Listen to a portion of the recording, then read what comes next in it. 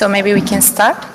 Dear colleagues, I would like to welcome you to this afternoon session of the Facilitative Sharing of Views. As per the schedule, I'm pleased to invite the representative from Montenegro, Mr. Serjan Mugosa, General Director of the Directorate for Climate Change within the Ministry of Sustainable Development and Tourism, to deliver his brief presentation.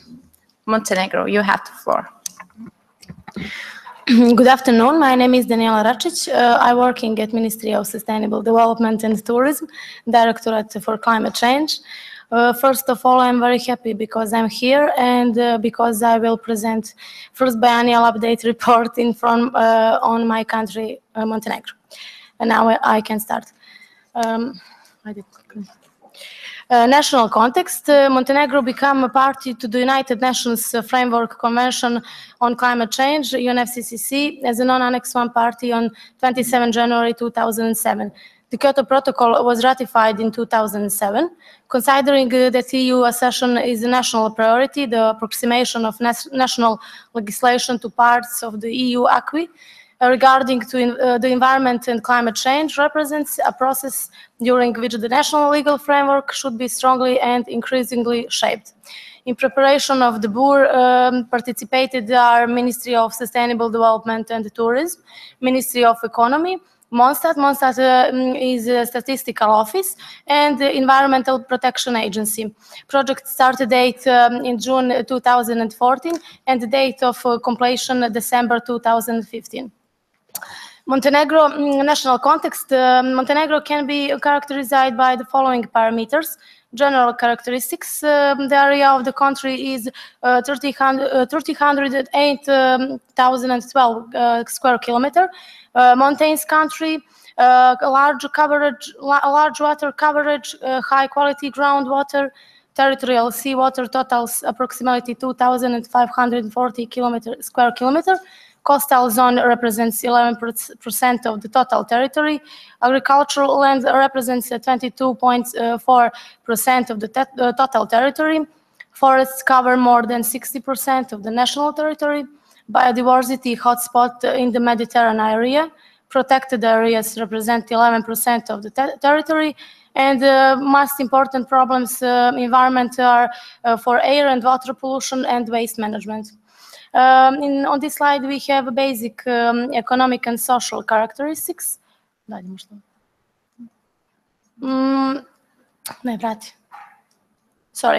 Montenegro has 5 stationary emitters: thermal power plant Pljevlja, aluminum plant Podgorica, Vektrajakić Pljevlja, wood industry, brewery Trebesa Nikšić, and iron works Nikšić. Country-specific issues. 2 majority emitters in Montenegro are thermal power plant Pljevlja and aluminum plant. As the total annual national emissions of GHG without removes are at a level of 4,000 gigagram of carbon dioxide EQ, it can be seen that emissions from thermal power plant Pljevlja and aluminum plant could each individually represent up to 45%, and that both together could represent up to 19%. On this slide, we have present GHG inventory. The period of reporting include 19.9 per 2030 year. Montenegro's contribution to total global emissions is 0.009%. And the total emissions with sinks range from minus 364.57 gigagram carbon dioxide EQ in 1994 to 4,703.27 gigagram in 1991. High levels of carbon dioxide sinks are the consequence of large forest areas in Montenegro, while low levels of estimated emissions from agriculture are partly due to the incomplete estimation of emissions due to a lack of statistical data. This fact, as well as negative economic trends and the continuous decline of industrial production, has resulted in relevantly low levels of emission being recorded in some of the years during the observed period. On this slide, we present total GHG emission expressed the carbon dioxide EQ by sector for the period 1990 per 2030 gigagram for the sector energy, industrial process, agriculture and land use, waste and total emission with sinks and without sinks. On this slide, we have two charts who present total GHG emission as carbon dioxide with sinks for the period 1990 to 2030 gigagram and without sinks. On this slide, the carbon dioxide represented the greatest share of the total GHG emissions, 24.6% to 74.5%, followed by tetrafluoromethane and hexafluorethane, which represented between 3% and 14.9%. Methane represented between 10% and 27.5%, and the nitrous oxide represented between 2.3% and 5.8%. Sulfur hexafluoride represented the smallest share in the total emissions produced and ranged from 0.01 and 5.8%. 0.01, sorry, to 0.07%, in line with the data that was available at the time of recalculating the inventory chlorine fluorohydrocarbons emissions in the 2012 and 2030 were only estimated for subsector product use as a substitute for ozone depleting substances, refrigeration and air conditioning. On this slide, we present total percent emissions for four sectors: agriculture, waste, industry, and energy sector. On this slide, we present analysis of key emission sources and inventory completeness. The analysis of key sources and inventory completeness was produced based on the methodology provided by IPCC using a TR1 approach. Mitigation actions and effects. Montenegro has developed two realistic scenarios: scenario with measures, VM scenario, and scenario without measures. Scenario without measures, which include the original VM scenario extended by additional measures that are not required by EU legislation, or measures which EU legislation allows flexibility regarding certain quantified requirements. And the scenario with measures VM includes 40 measures: introduction of best available technology in energy and industry installation, two measures for thermal power plant Pljevlja and aluminum plant, and other measures for energy sector, transport, forestry, agriculture, waste management, tourism and service, and horizontal cross-cutting issues. We have priorities. The VM and VAM scenario do not include all the possible measures that could lead to a reduction in the level of GHG emission. Only the priority measures have been included, those for which sustainable reduction potential in the GHG emissions can be expected in many cases also along with positive side effects. The 20 priority measures have been divided into three categories: top category, high category, and medium priorities. This is on this slide. We have conclusion for measures. It is evident that the full implementation of VM scenario could lead to a gross reduction in GHG emissions of more than 375 gigagram carbon dioxide EQ year from 2024, after the decommissioning of thermal power plant Pljevlja first, and its replacement by thermal power plant Pljevlja second, in comparison with 2013. Description of domestic MRV system. As an EU candidate country, Montenegro is at the beginning of the process of developing its own MRV system under mitigation action. And the steps proposed for the establishment of MRV system in Montenegro include the following: precise definition of institutional arrangement and process, definition of GHG mitigation action and accounting, establishment of data collection and reporting responsibilities, establishment of clear and transparent reporting obligations, and verification and quality assurance. During the preparation first biennial update report, Montenegro have many obstacles and barriers for national GHG inventory. agriculture, forestry and land use sector, IPPU sector, NAMA and energy sector. Support received and needed financing, technology, capacity building. The institutional setup and the capacity of the state have shown evident progress over recent years. However, there still needs gaps and obstacles that impede the future development of climate-related activities. Currently available financial, technical and capacity building support still cannot meet the growing requirements related to the challenges of climate change. Bilateral technical cooperation across all sectors needs to be enhanced and expanded. Technology support received and needed financing, technology, capacity building. Technology required for the purpose of climate change mitigation.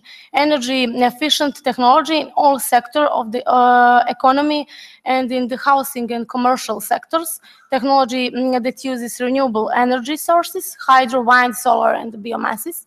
Technology designed to efficiently use water, land, forest, coastal area, and other natural resources. The introduction of low-carbon modern technology, this will require continuous cooperation with international organization and institution, along with a review of the best practices and the implementation of various projects supported by international donors. Financial needs concerning climate change mitigation. A number of mitigation activities have already taken place in the country. The government is still working on securing additional financial resources. Thus, under IPA 2, Montenegro has been allocated 37.5 million for environment and 32.1 million for transport for the period 2014 and 2020. Capacity building needed for mitigation proposes. Further support is needed to continue developing and consolidating existing technical and institutional capacities, along with efforts to integrate climate change into national policies, programs and plans. Enhancing transparency of reporting and areas for improvement. First, the biennial update report in Montenegro has been prepared on the first time. Measures are elaborated in detail and sorted by priority VM and additional measures 1. The technical analysis has contributed to improve capabilities in reporting. It is important to point out that the mitigation measures in the field of climate change be taken into account in the planning of sectoral policies, because their sector in their development documents have not been taken into account this. Montenegro's government has decided to strengthen the administrative capacity until 2020 in the Directorate for Climate Change and Environmental Protection Agency. And we have the answer to question that we received during QA period is methodology for assessing mitigation action, and it has been submitted from New Zealand. And our answer with question, the report provides data on the preparation of the greenhouse gas GHG inventories for 2012 and 2030, and on the update of the inventories for the period 1990 to 2011. For the first time, the 2006 methodology of Intergovernmental Panel on Climate Change, IPCC, was applied. It required the recalculation of the entire time series 1990 to 2011 of the inventory produced based on the 1996 methodology for the purposes of the second National Communication on Climate Change. The software tool of the Intergovernmental Panel on Climate Change was used to prepare the inventory, but which used other methodology. During the preparation of the second national communication, we used the methodology IPCC 1996, and for energy sector, we used LEAP, a longer range energy alternatives planning. Thank you for attention, and that's it. Thank you, Montenegro. Please also let me reiterate that parties should limit only with 2 questions to ask to the parties undergoing the facilitative sharing of views, and I will collect a set of questions from the parties. Now, the floor is now open for the questions.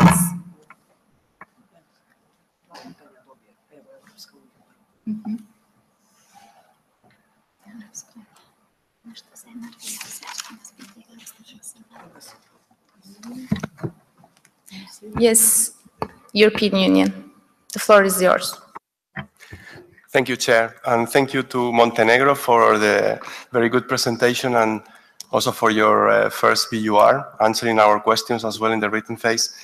You mentioned in your presentation that there is an incomplete estimation of emissions, and that you also find some barriers in some sectors, including energy.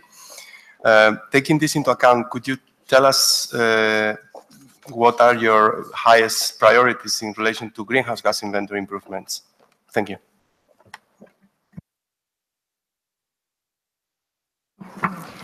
Now, New Zealand, please.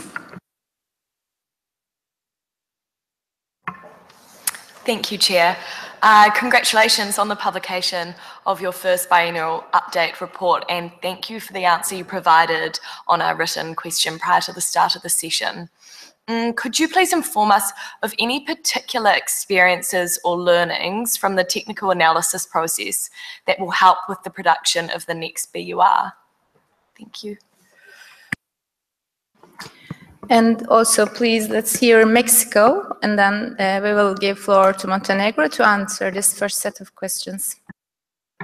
Thank you very much. Mexico also wants to congratulate Montenegro for the first BUR and for sharing with us their experience in this report and the technical review. We want to pose a question regarding the technology requirements. Particularly, we found very interesting the requirements on water, land, forest, and coastal and other natural resources technologies. So we will be interested in learning more about what Montenegro thinks it would be useful for them in this matter. Thank you very much. Montenegro, the floor is yours for your answers. Thank you.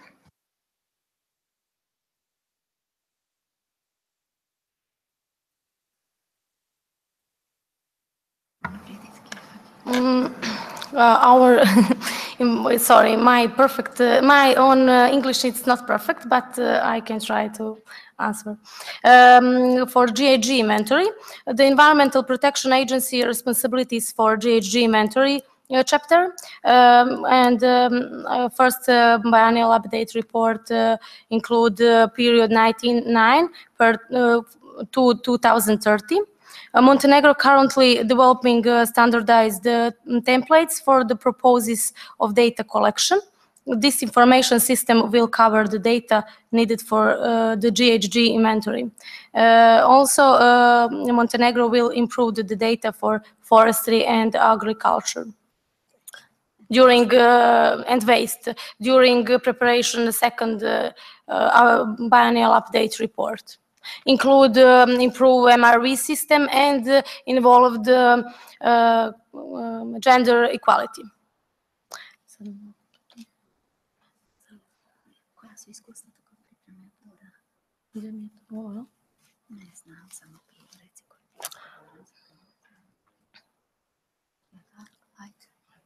Institutional arrangements for New Zealand. Institutional arrangements, sorry. During the preparation of the first biennial update report, we are involved the Ministry of Sustainable Development and Tourism, who has key responsibilities in the area of climate change.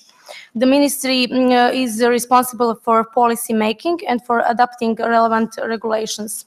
Ministry of Economy also plays an important role in the area of climate change by creating energy policies and by establishing objectives and measures to increase energy efficiency. Monstat is statistical office who is responsible for statistical data, and Environment Protection Agency who has responsibilities for preparing GHG inventory. The drafting sorry.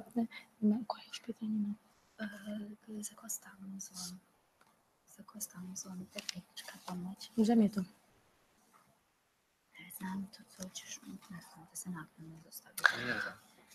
For the Mexico, sorry, I don't know your question, but I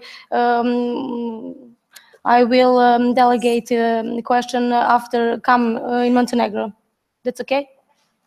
Thank you. Sorry, I don't know. I don't have sufficient experience, and I don't involved on preparation first biennial update report. And coastal area, I don't know really. Sorry.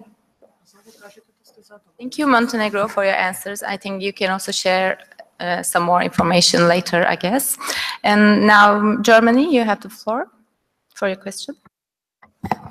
Thank you, and thank you also to Montenegro for the presentation and some of the answers already provided. I would like to follow up on the needs for capacity building. You said in your presentation you identified some barriers, but also thanks to the technical analysis, you have improved the capabilities for the reporting. So my question would be, to what extent the priorities or what the team of technical experts has identified as part of the technical analysis, to what extent it was also your priorities that you had identified beforehand while you did the BUR exercise. Thank you.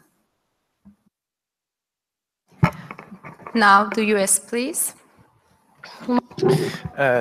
Thank you, and I'd like to commend Montenegro for applying the 2006 IPCC guidelines in their BUR greenhouse gas inventory, and also for submitting a very high quality greenhouse gas inventory.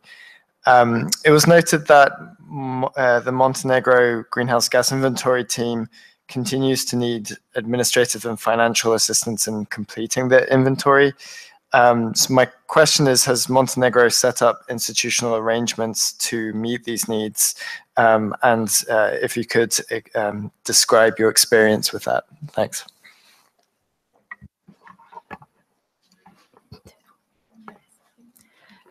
Now, if I'm not mistaken, Brazil, please. Thank you, Madam Chair. Thank you, Montenegro, for your presentation. My question is very short. I understand from your BUR that you have recently adopted a national climate change strategy. So if you could highlight the main areas of your strategy, I'll be most grateful. Thank you. Thank you for these questions, and now the questions are come to an end, I hope. Now, please, Montenegro, the floor is yours for the answers. Thank you. Thank you. First, I answer Brazil. We adopted the National Strategy for Climate Change, 17 September 2015. And in the strategy, our strategy involved the INDC. And INDC is in progress and will be finished in June in order to ratify the Paris Agreement. Thank you. And the institutional arrangements, during the preparation of the first biennial update report, were involved Ministry Sustainable Development and Tourism, has who key responsible in the area of climate change. The ministry is responsible for policy making and for adopting relevant regulations. Ministry of Economy also plays an important role in the area of climate change by creating energy policies and by establishing objectives and measures to increase energy efficiency. And Monstat, who are responsible for statistical data, and Environmental Protection Agency, who has responsibilities for preparing GHG inventory. And that's it. And Germany, technical assistance and capacity building provided. Montenegro has been granted significant capacity building and technical assistance for a number of programs, projects, and partnerships by the following donors: European Commission and the World Bank, GIZ, governments of Italy, Germany, Luxembourg, Austria, Norway, Netherlands, Greece, and etc. The greatest share has been provided by the European Commission and the UN, who have supported projects, workshops, studies, invitations, and specific programs of considerable impact regarding overview, capacity strengthening, and technical assistance. That's it. That's it. Thank you, Montenegro. Thank you. Dear colleagues, now let's move on to Morocco. I would like to invite the representative from Morocco, Mr. Bouzekri Razi, to deliver his brief presentation. The floor is yours, Morocco. Thank you, Chair. Dear representatives of the parties, first of all, Morocco would like to thank you for the opportunity to provide its first inputs to the facilitative sharing of views in the context of international consultation and analysis. Morocco sees international consultation and analysis as a cornerstone for building trust between developing and industrialized countries in the context of climate change mitigation. For many years, Morocco has been a pioneer in mitigation efforts on the African continent. Already in 2001, as a host of COP7 in Marrakesh, Morocco developed a range of innovative approaches to mitigation. Morocco has one of the largest portfolio of CDM projects in Africa and is pioneering large-scale financing for renewable energy projects that will transform the Moroccan energy sector.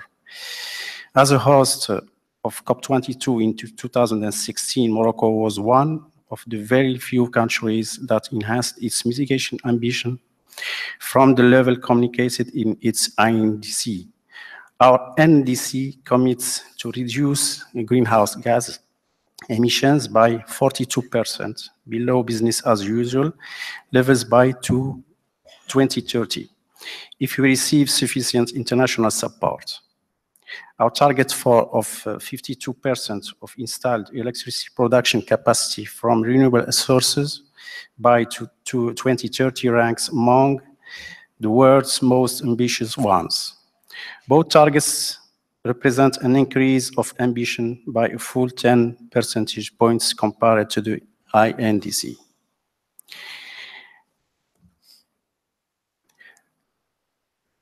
So my presentation will contain two parts. The first part is a summary of the BOR and recent development, and the second part of experience and lessons learned in participation in the ICA process.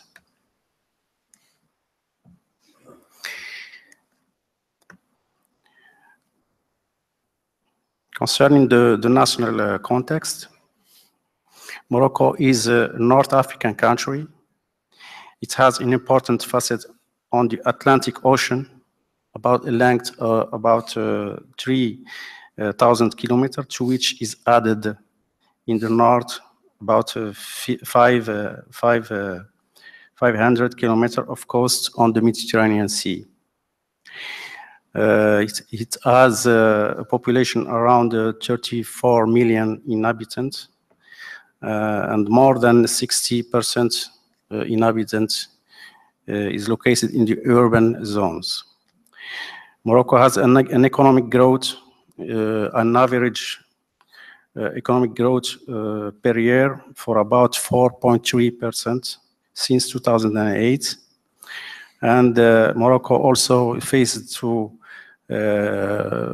phenomena for climate change phenomena, and has many ecosystems vulnerability, like coastal areas, estuaries, and fauna and flora, and also oases. Morocco also is a water availability, water scarce country confronted with dwindling groundwater reserves and a strong dependence on rain-fed agriculture. Water availability per capita was over 3 times higher in 1960 than is today. And since 1960 to 2005, the temperature increase from 1.8 degrees C and a decline in precipitations from 1 to 30%. Morocco also is the largest energy importer in the region and has ambitious plans for the renewable energy sector, as I said before.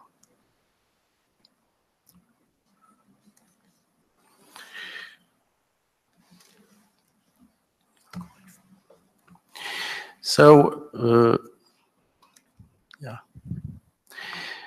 Now, about the institutional arrangements. This is the institutional arrangement for the third communication, national communication, and the first BUR. There is the ministry in charge of environment and sustainable development. It is the president of the committee of interministerial committee. Within there is a unit, a UGP unit for the management of projects, for also the third communication and the first BUR. And also there are many groups, working groups, dealing with the greenhouse gases inventory, dealing with the mitigation politics and measures, dealing with the vulnerability and adaptation, and also for the third national communication compilation, and for the first BUR.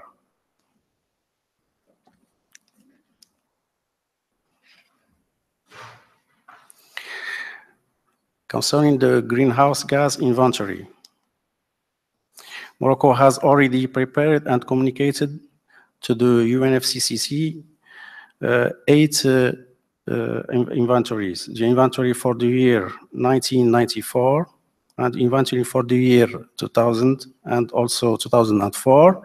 And for the third and last national communication, the inventory covers the years from 2005, 2006, 2008, 2010, and 2012. The first BUR is based on the results of the inventory of 2012. Now coming to the results of the greenhouse gas inventory for 2012. The net anthropogenic net emissions of greenhouse gas in Morocco are estimated to 100.5 million ton CO2 equivalents, and this corresponds to an emissions per capita of 3.10 ton CO2 equivalent. These emissions correspond to the balance of total greenhouse gas emissions for the different sources, gross emissions, and the absorption of CO2 through the vegetation ecosystems. The contribution of the direct greenhouse gas in that emissions, we can say that the results of the inventory show the dominance of the dioxide of carbon emission, which reached 66.5 million CO2 ton equivalents, and this represents about 66.2% of the net national direct emissions of CO2. These emissions are distributed. This graph, we can see that the energy is the most emitting sector for about 56.5%, and in the second rank the agriculture for about 21.3%.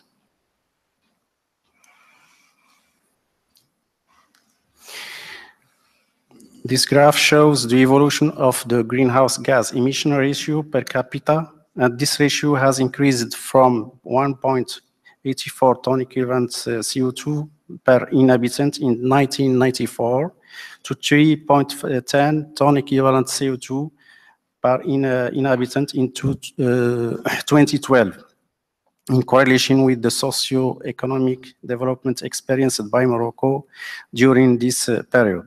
And the growth of emissions rate per capita 1994 to 1912 is 2.5 to 2.9%, and this is due to the population growth and improvement of the standard of living.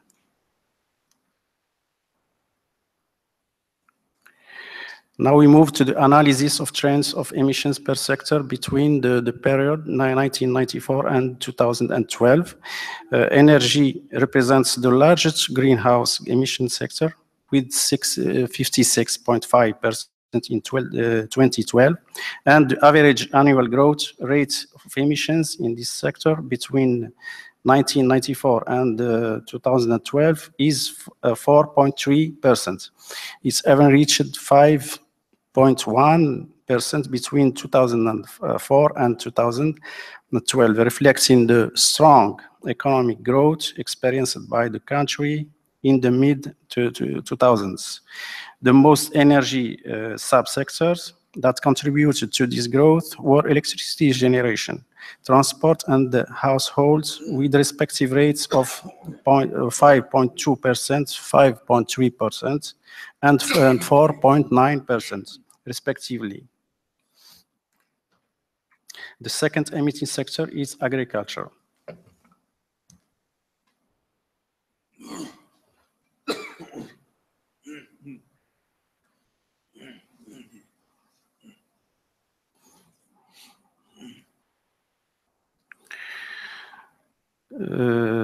This graph represents the evolution or the development of emissions of greenhouse gases between 2012 and 2030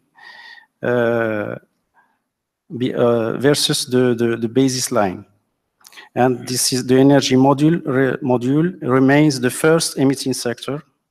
The average annual growth rate of emissions for this module over this period would be 3%, against 2.82% for the overall emissions. As the second emitting sector, the emissions of agriculture module would evolve at an average annual growth rate of 3% over the same period.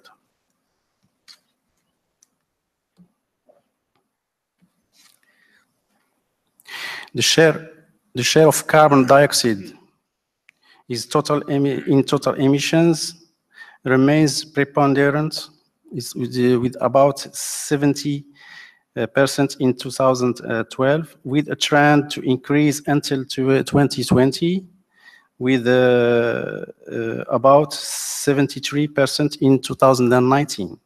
Then there is a slight decrease by 2030 with 67.8% of total emissions due to the progress penetration of energy efficient technologies in the energy production mix.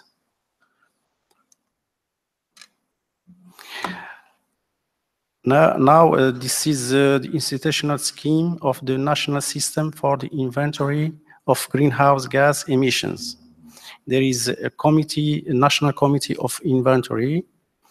Within there is an inventory unit within the ministry in charge of environment.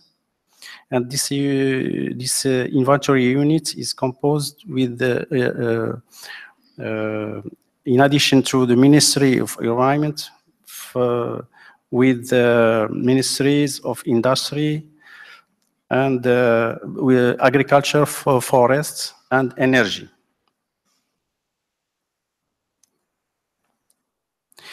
The diagnostic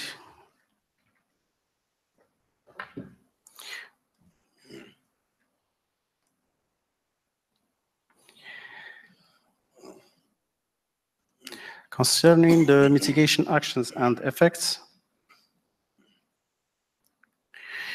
the basic investments for the implementation of energy measures was determined for about 50 billion US dollars, and the this mitigation potential is for about 50 million ton CO2 equivalent per year. And the basic investment for the implementation of non-energy measures is about $5 billion, and the mitigation potential corresponding is about 20 million ton CO2 equivalent per year. This for total is 55 billion US dollars, and the potential is about 71 million ton CO2 equivalent. And these mitigation measures versus the baseline, by taking the baseline emissions according to the baseline scenario, the different proposed measures mitigate greenhouse gas emissions by 54,000 and about 55,000 gigagram equivalent CO2 emissions in 2030, which represents about 33.2% of the emission from the baseline of the same year.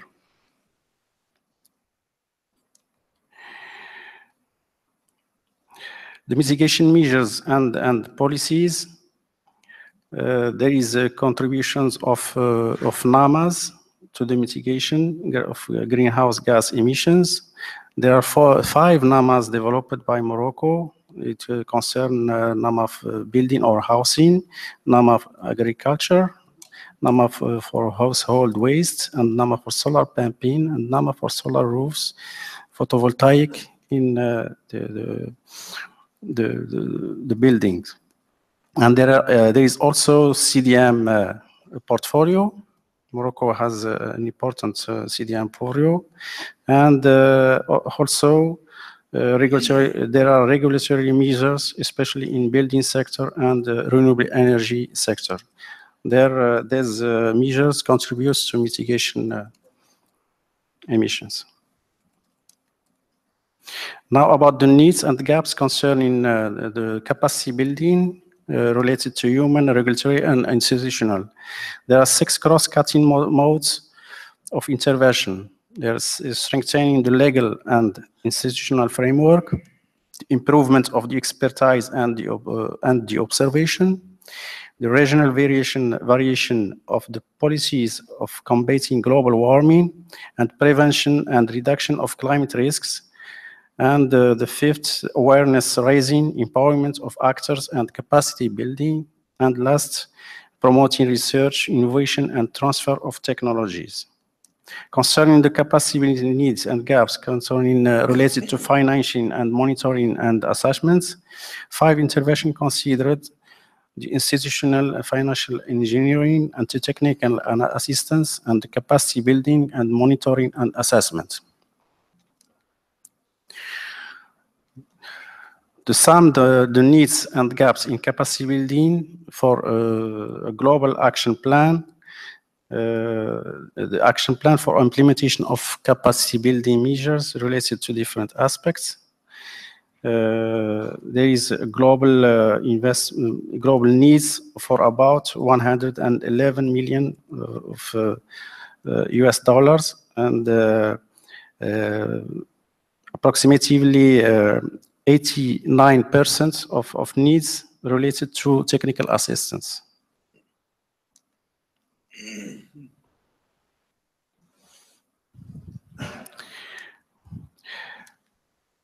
Concerning the MRV, Morocco has established 5 NAMAs, and within these NAMAs, in each NAMA there is a proposed MRV system.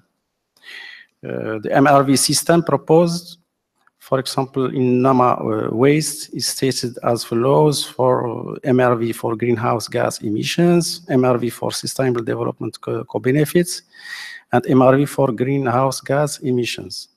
And there is a process ongoing for other NAMAs in the same time. And there is Morocco is now undertaking work to establish and to develop a national MRV system.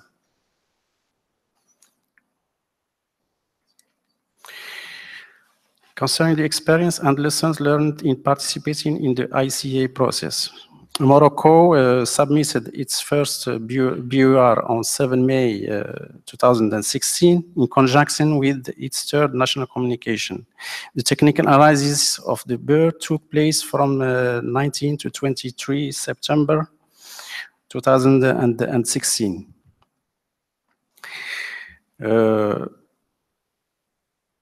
From the examination, technical examination, we can rise two main axes. The first concerning the domestic coordination, or it's related to domestic coordination. The development of the first considered with the preparation of the third national communication, and therefore constitutes a summary of the third national communication. So it was the basis for the preparation of Morocco's NDC, and also the development of the third national communication and the first BUR process has raised the level of coordination among the various partners. And on the other hand, the value added of the technical assistance of BURs by the technical team of experts, the technical assistance of the BUR1 of Morocco pointed out some gaps related and emphasized some details to be presented to ensure more transparency, and also respects data tables as indicated in the UNFCCC reporting guidelines of BURs, and also the quality of BUR2 will thus be considerably improved. I will end by this. Things. Thank you. Thank you, Morocco. Now the floor is open for questions again. Thank you.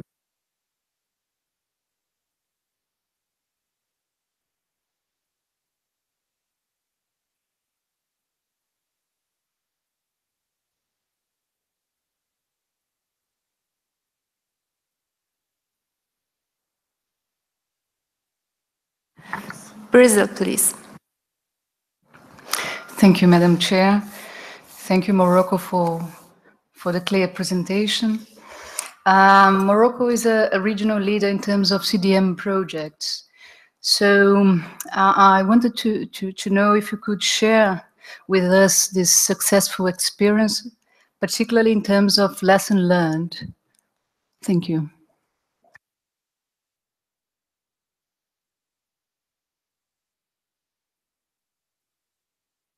Mexico, please. Mexico would like to thank for this very good presentation, very comprehensive. We were very interested in your mention of the NAMA for waste, and in particularly the MRV for sustainable development co-benefits from this NAMA. I was wondering if you can share your experience with us on how difficult or how was your experience with developing this MRV? Thank you. In Sweden. Thank you, and thank you, Morocco, for an interesting presentation from which I learned a lot. A question relating to the capacity building needs, which you addressed in the BUR as well as in the presentation. I was wondering if the country has identified priority needs that could be addressed in the short term to be implemented in time, perhaps for the next submission, for the submission of the next BUR. Thank you. Thank you, Sweden. Now, Morocco, you have the floor for your answers. Thank you.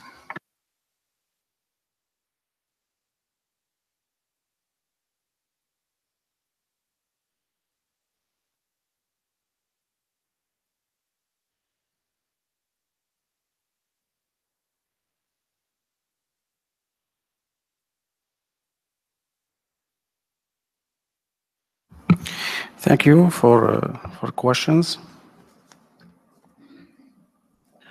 We start by the short-term priorities for capacity buildings. There was some few comments from the technical experts team regarding the gaps of information tied to reporting. So this is one of the axis for the short-term capacity building. So to strengthen reporting, the capacity of reporting and the capacity of collecting data also, and also to enhance collecting data for some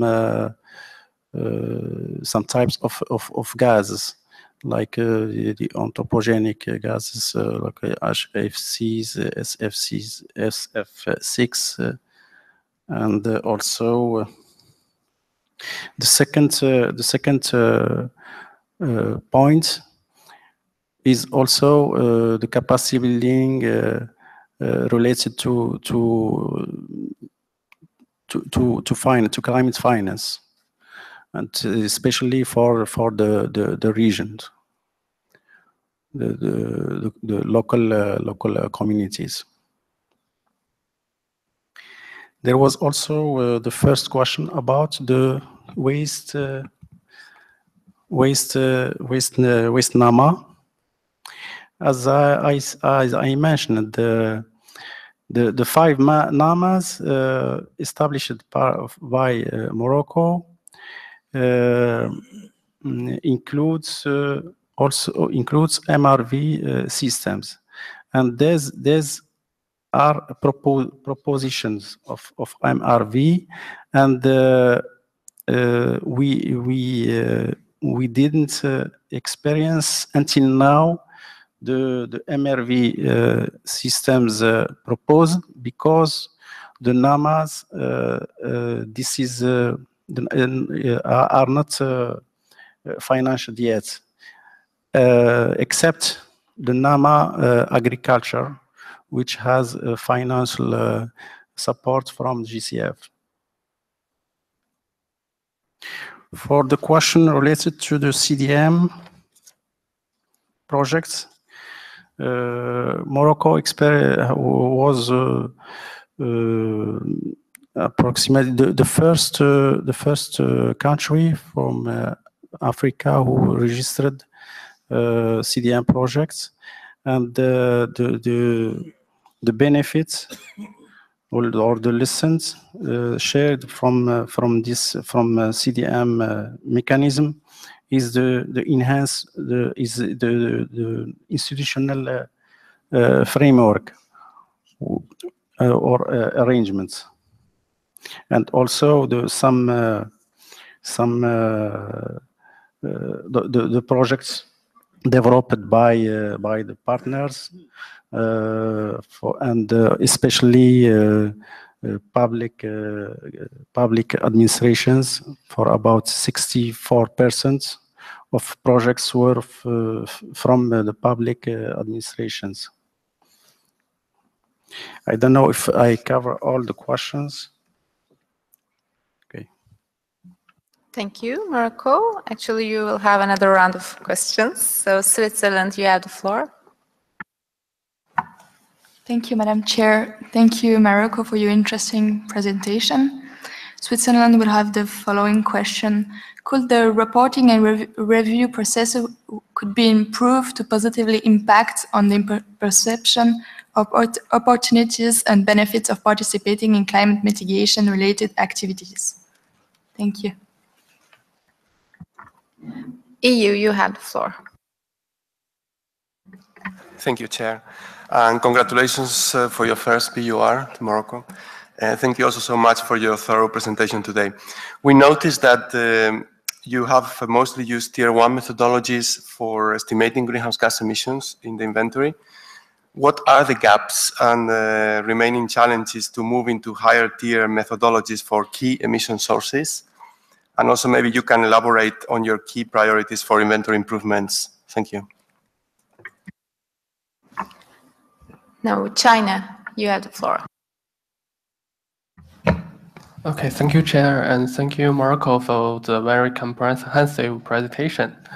I noticed that I found that in the measures and the policy part of your presentation, I noticed the household waste and the solar roof PV are really connected with the consumers. Can you share more information on the good practice on the implementation of these measures that our Morocco government take? Thank you. So Morocco, you have the floor for your answers.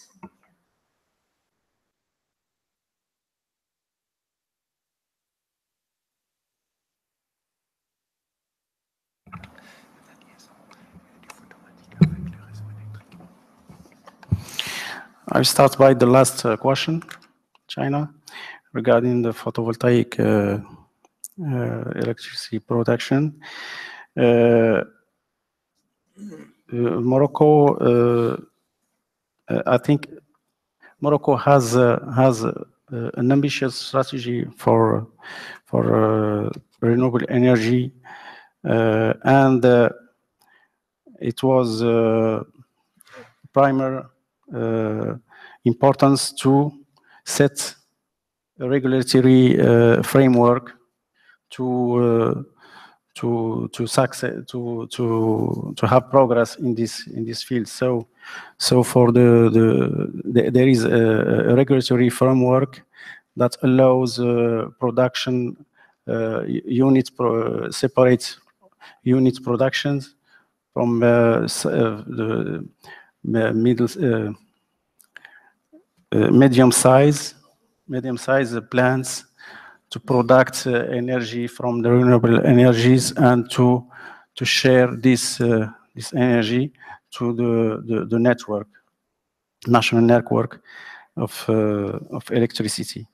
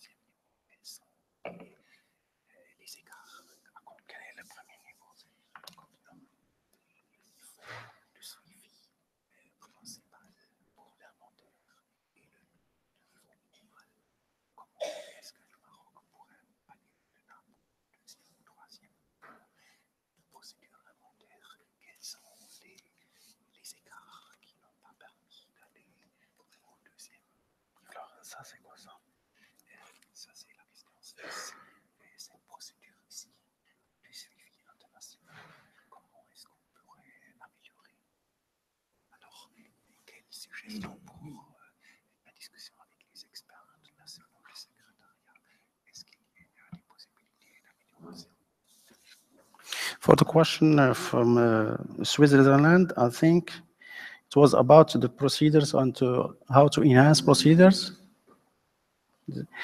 So I think the exercise of technical assessments of BOR was very important, and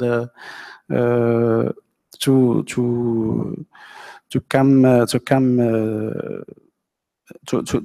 get a direct contact with the technical experts is is very useful, and I don't see any way to enhance something to enhance this matter.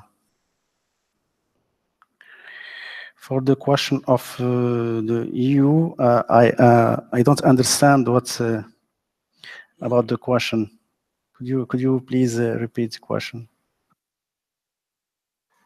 Yeah, the question was about the use of tier 1 methods to estimate emissions, like default emission factors and so on. You have any, for the estimation of emissions, do you have country-specific emission factors, or do you have any gaps or any improvements that you can think of prioritizing to move to a better estimation of emissions? Thank you.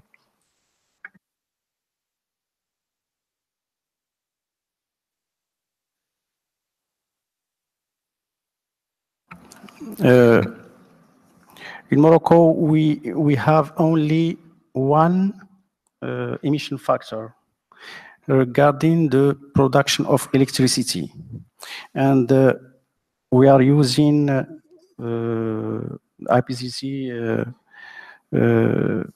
guidelines to estimate the emissions, but we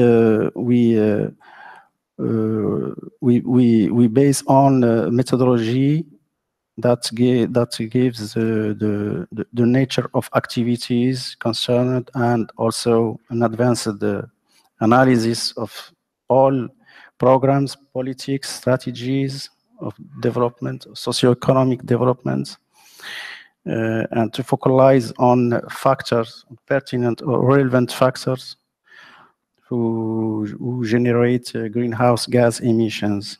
And then we get an approach adopted to determine the parameters, the required parameters by the assessment models of greenhouse gases.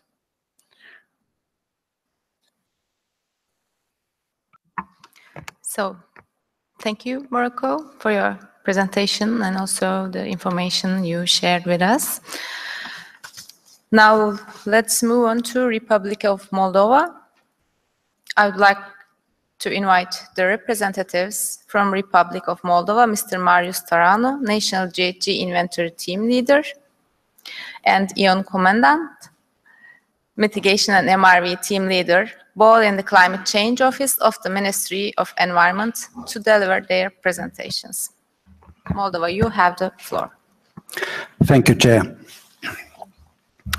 Good afternoon, dear colleagues.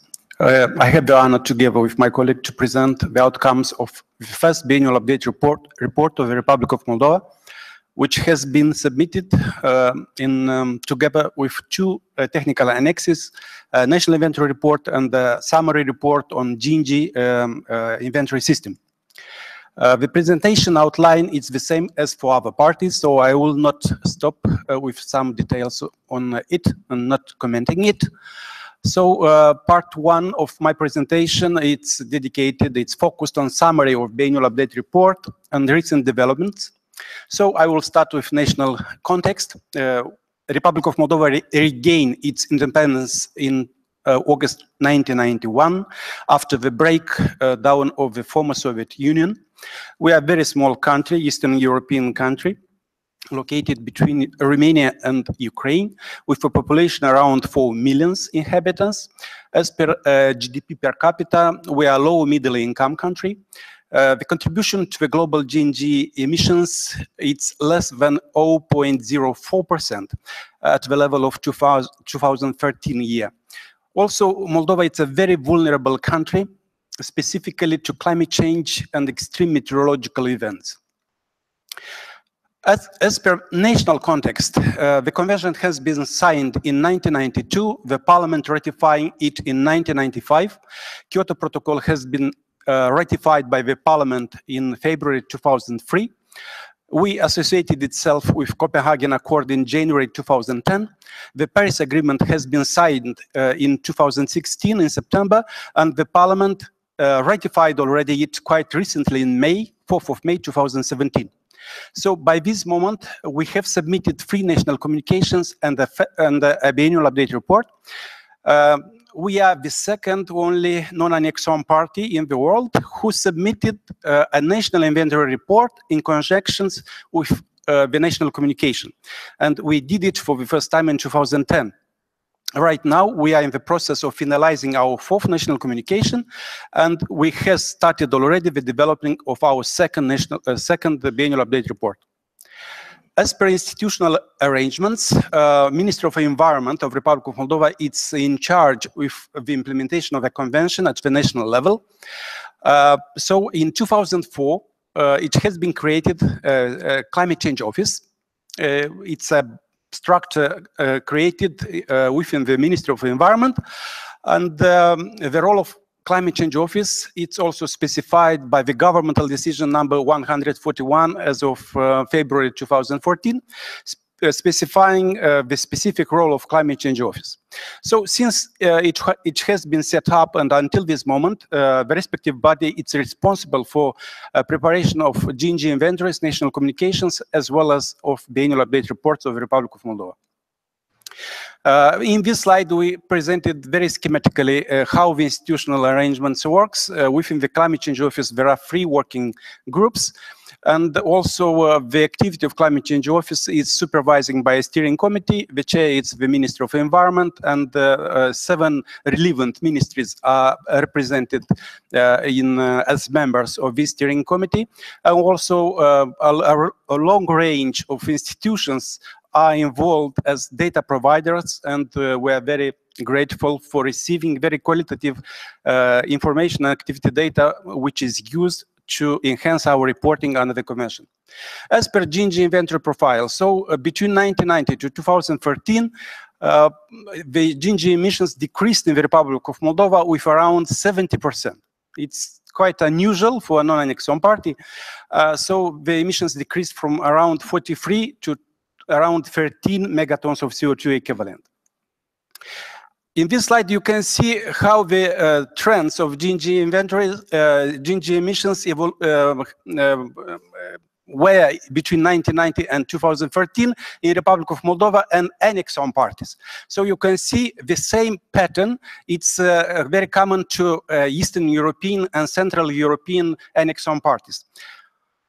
So for breakdown of GNGs by gases, you can see from this slide that CO2 has the biggest share in the structure of national GNG emissions, followed by methane and N2O.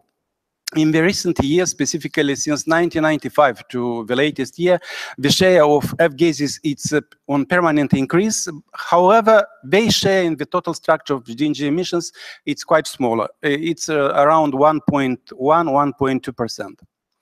So the GNG emissions trends by sector, it's represented in this slide. You can see how the emissions evolved during this period of time. The biggest reductions being noted for energy and agriculture sector. Energy, agriculture and waste sectors are the most relevant sectors, so they have the biggest share in the structure of national GNG inventory. So the trends and associated variables. In order to have a better understanding why this situation is happening in Republic of Moldova, I have put into this slide some additional information on some associated variables. So for instance, consumption of primary energy resources decreased since 1990 with 78%, electricity consumption with 52%, heat consumption with 82%, and real GDP, it's quite strange as well for a non-Annex I party from Eastern Europe, but we still had a decrease of 32% since 1990 to 2013. GNG intensity decreased by 56%, and the population number as well decreased by around 7%.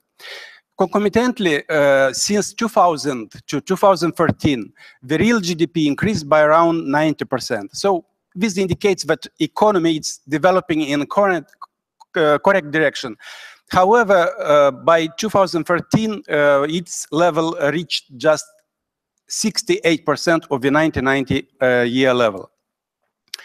Further, in this slide, we are presenting that this increase in the variables, it's noted also for other relevant variables. For instance, electricity consumption increased with around 21%, heat consumption by 10%, consumption of primary energy resources increased in the latest years with around 17%, and GNG intensity decreased by 37%, while the GNG emissions increased by around 19.6%. So this shows that the first signs of decoupling the economic growth from the growth of GNG emissions. A very positive sign for my country. And now I will pass the floor to my colleague, Mr. Commandant.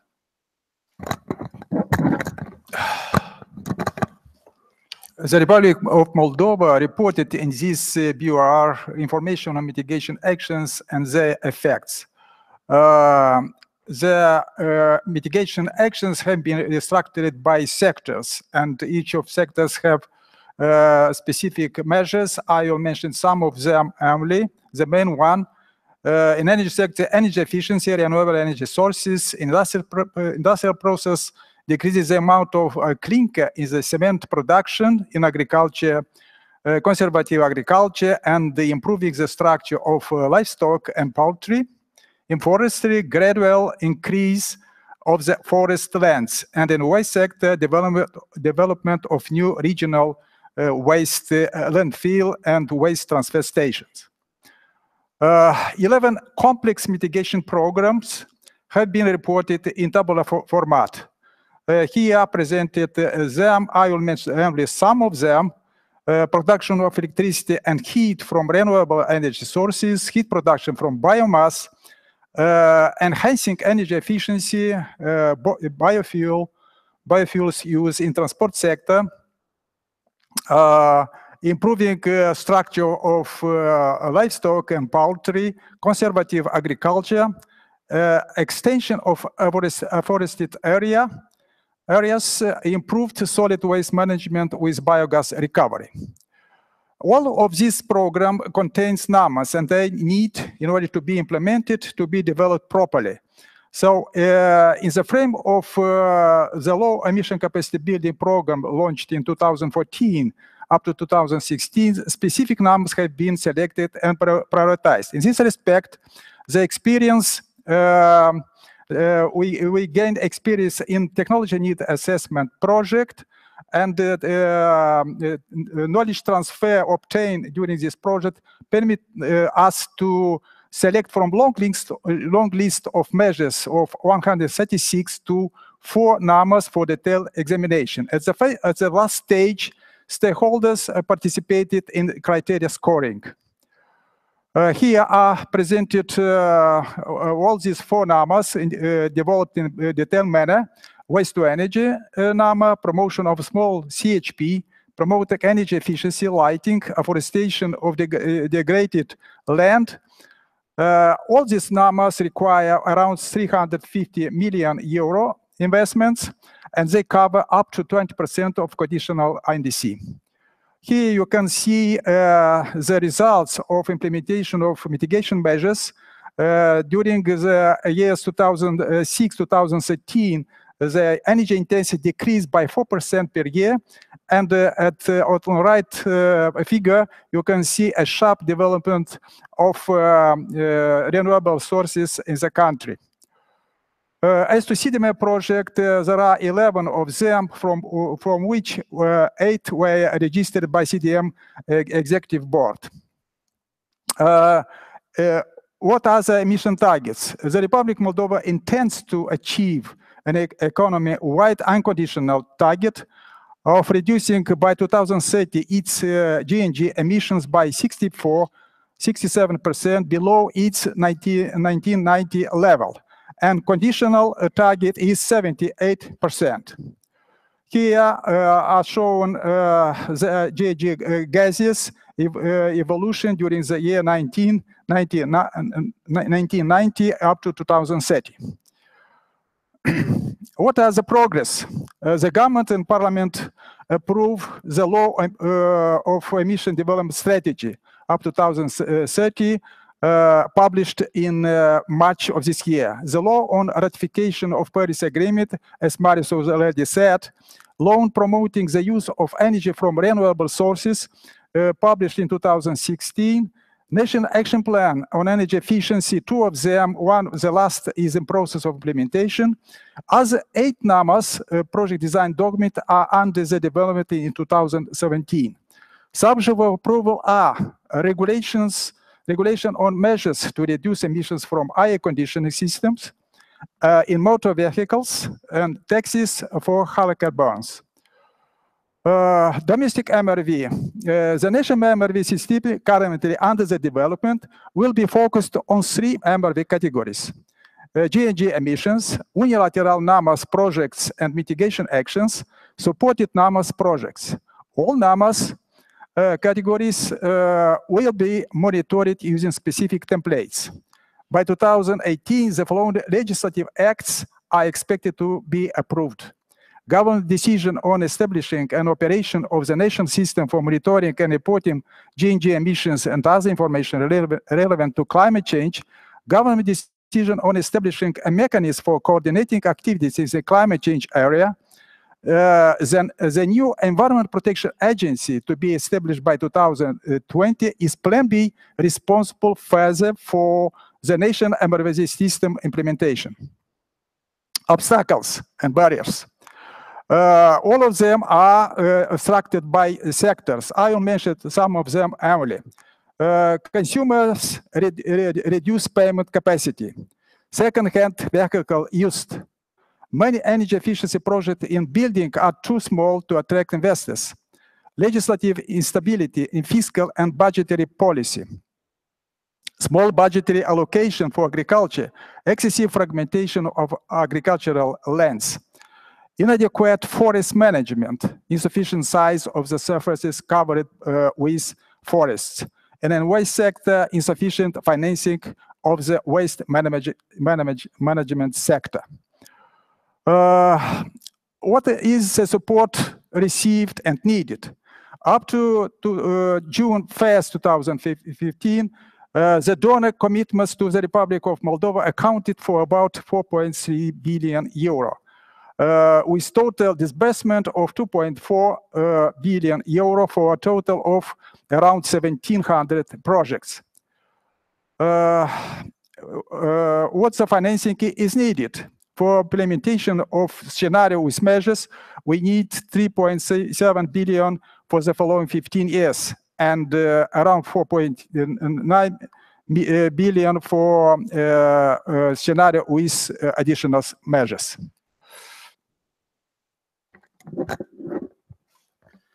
So I will continue with part 2 of our presentation, which is focused on experience and lesson learned in participation in the ICA process.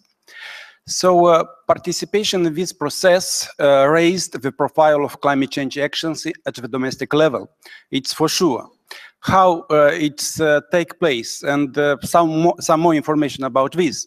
So we started our biannual update report on 17th of July 2014, and usually it's a 2-year cycle. In our case, we submitted our biannual update report by 5th of April 2016. So the technical analysis took place in September 2016, and the report has been published already on 12th of February 2017. We have been very cooperative with the technical team of experts and the secretariat team. Also, the first INDC, or our INDC, has been submitted in September 2015, and as you can see, we have been benefited a lot from this process because our targets, mitigation targets, has been fixed with the support of mitigation and MRV team of experts. Also, the low emission development strategy of the Republic of Moldova until 2030 has been approved already by the government at the end of December 2016, representing, in fact, the mechanism for achieving the assumed mitigation targets, which are noted or are included in our INDC. And the Paris Agreement has been ratified by the Parliament on May 2017. And our office and Ministry of Environment has been provided with full support and argumentation in the Parliament commissions and in all governmental bodies. And for sure, we benefited a lot from this larger framework of ICA process in the Republic of Moldova. So how the biennial update report has been prepared and how we acted with the team of technical experts. So from this slide, you can see that the head of climate change office acted as the overall coordinator of the process and as a focal point for ICA process as well. He or the head of climate change office has been provided with some high-level support in case it's deemed necessary by the UNFCCC focal point, and in fact, two teams of experts has been activated, and 2 coordinators has been assigned to prepare the main chapters of the biennial update report.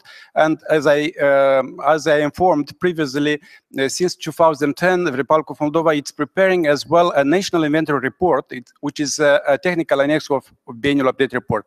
Also, we have benefited a lot from the technical point of view from experienced reviewers. Our party has in the UNFCCC roster of experts, and also national consultants and partner institutions provided as well a very important, relevant technical support when it was deemed necessary.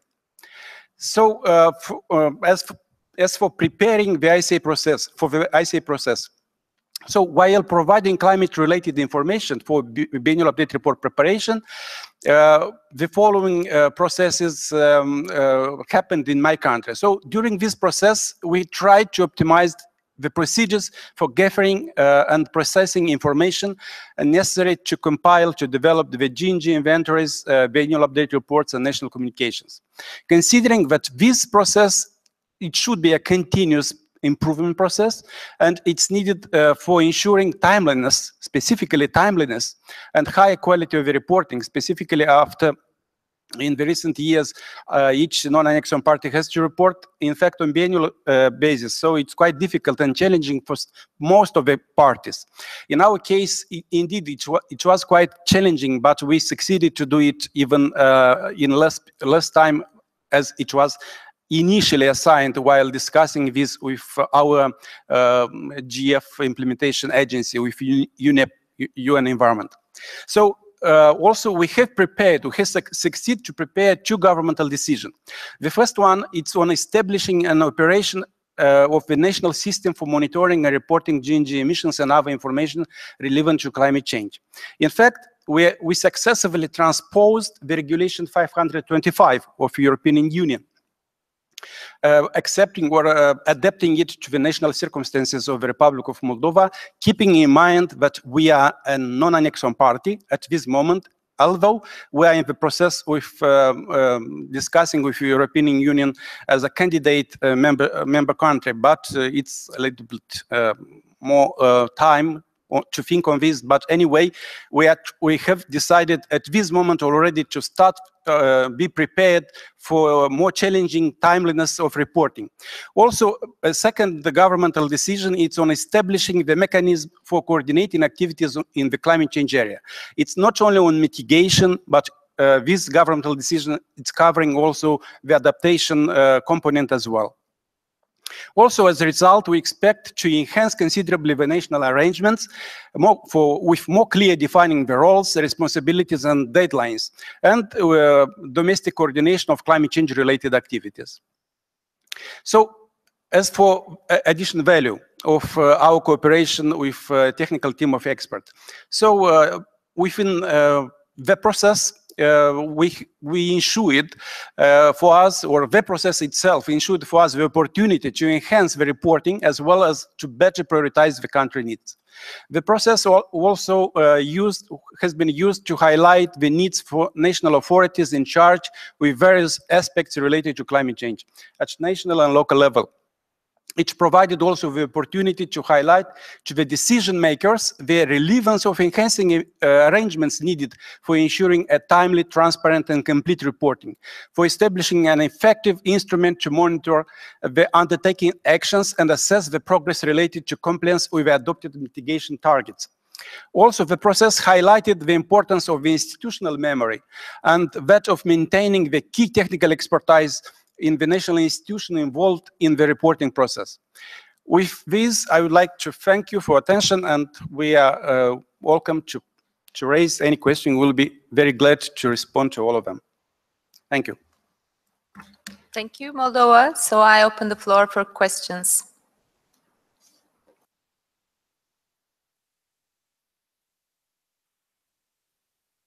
Switzerland, please.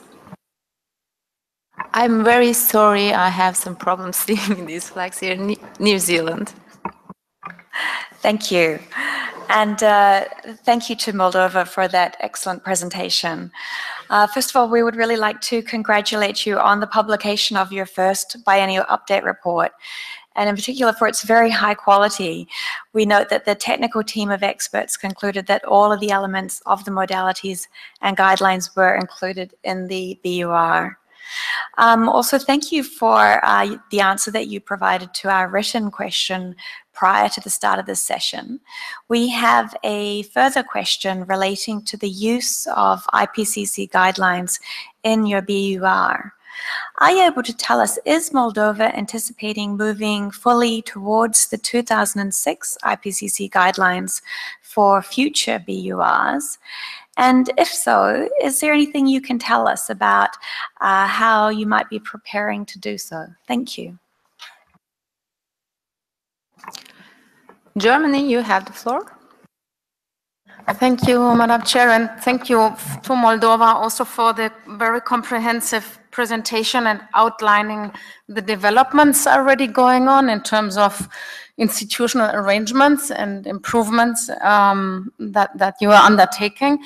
In the meantime, I would have two questions in terms of priorities for the future, and one is related to the capacity building needs. You said also that the technical analysis has helped to raise the profile, but also to bring to the attention of other authorities in the country the priorities in reporting.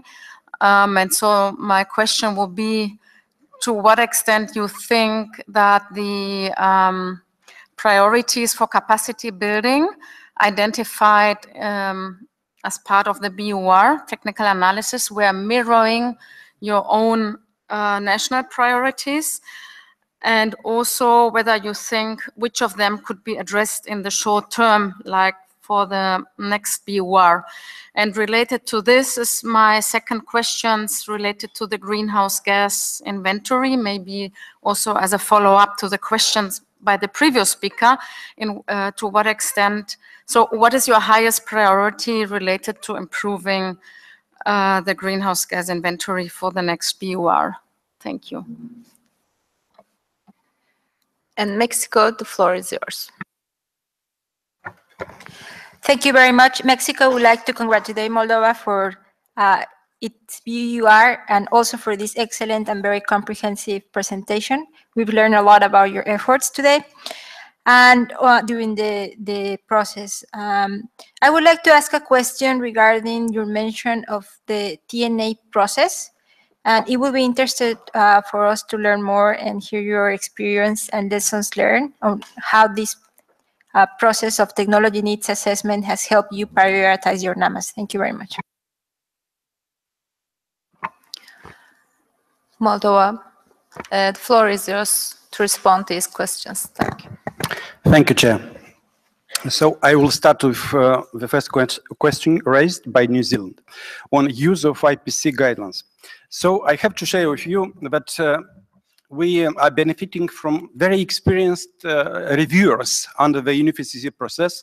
Our team of experts, of GNG inventory experts, is very qualified, and we involved in the process since 2001, as I am not mistaken. Katya can confirm it. So we are trying to do our best to improve the quality of our GNG inventory on permanent basis. So when the IPC 2006 IPC guidelines has been published, immediately we have started already to think how to do it, how to use it in order to improve the quality of our GNG inventory. So already you can see from our biennial update report that, for instance, the inventory for energy sector, it's completely done with the use with the use of 2006 IPC guidelines. The same it's with agriculture sector. In IPC, in industrial processes, we used in the extent possible, but not for all categories. While for waste, we used the good practice guidelines. IPC good practice guidelines. And for LULUCF sector, we used also the good practice guidelines for LULUCF sector published in 2003. So for the second biennial update report cycle, we already used in full extent the 2006 IPC guidelines. Already, and this fourth national communication, the inventory, which will be part of our fourth national communication, to be published by the end of this year, it's already undertaking completely in accordance with the 2006 IPC guidelines. So we are quite advanced on this level. So on the question how we intend to move to 2006 IPC guidelines, so we already did it. In fact, we have already the results in accordance with these new guidelines. With regarding the second question of Germany,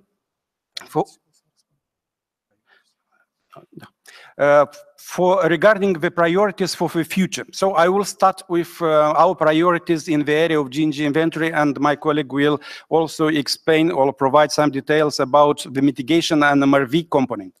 So our priorities for the future, first of all, it's to improve the reporting and timeliness. For us, it's very important because I informed already the audience previously that we transposed the regulation 525 of European Union, and there are quite tight deadlines for reporting. We are aware that for a non-Annex party, it's quite challenging. So in order to be able to report on time, we have to put in place an institutional system which will work perfectly. So our best or our high priority is to approve the respective two governmental decisions which have been provided for the government for approval and consideration. We intend, first of all, to discuss with all governmental bodies and argued for them the necessary of approving the respective governmental decision in order to be able to have a system in place which will work perfectly in accordance with the new deadlines and in accordance with the new requirements, very tight requirements for timeliness reporting. Also, we are working on improving the transparency of reporting, trying to collect and improve the statistical system. Unfortunately, we have an old statistical system, which it's from former Soviet Union times, and at this moment we are trying to cooperate with all European countries which are providing to us very relevant support. For instance, Sweden, Norway as well are providing very considerable support to the National Bureau of Statistics, trying to improve the indicators which will be collected and used by GNG inventory team in order to be able to have a better reporting system. Also, we are trying to cooperate in other aspects. For instance, we are trying to cooperate with UNEC, United Nations Economic Commission for Europe, because also they are trying to improve the statistical system, trying to cover as much as statistical indicators in this area. So in order to have a better cooperation, we have to think how the system should work. And it's the highest priority of us in this area. So as per our experience in cooperating with TTE and on identifying the capacity building needs. So also it's very important, I have to commend the Secretariat for inviting us, for keeping us in mind and inviting national experts to participate in this process. Participating in ICA process per whole, not only in the case as a host country, but also as expert, it's very beneficial. And I will advise every non-Annex I party trying to involve as much expert as possible in this process, because we are benefiting a lot from this process, trying and learning how to be better prepared for higher reporting requirements. So I have to share that the quality, as you can see from the technical review report, the quality of our biennial update report is very high. And in fact, all mandatory issues are in place. So capacity building needs has been identified and has been prioritized with the help of TTE. But we are quite well aware about the relevance of them and about the priority of them. And we just try to better prioritize which are of high priority and which are of low priority. But anyway, all of them should be implemented later or in the time. So the capacity building, it's very relevant for us, and we are very grateful for this process and for the opportunity to share with you the experience participating in this process. Thank you. As to capacity buildings, what are the priority for the country? As I said, the country rely on NAMAs in order to reach mitigation targets. As it is known, NAMAs look like a business plan, which reflect, in fact, all the aspects needed to implement a measure. And we, in frame of low emission capacity building project, have received appropriate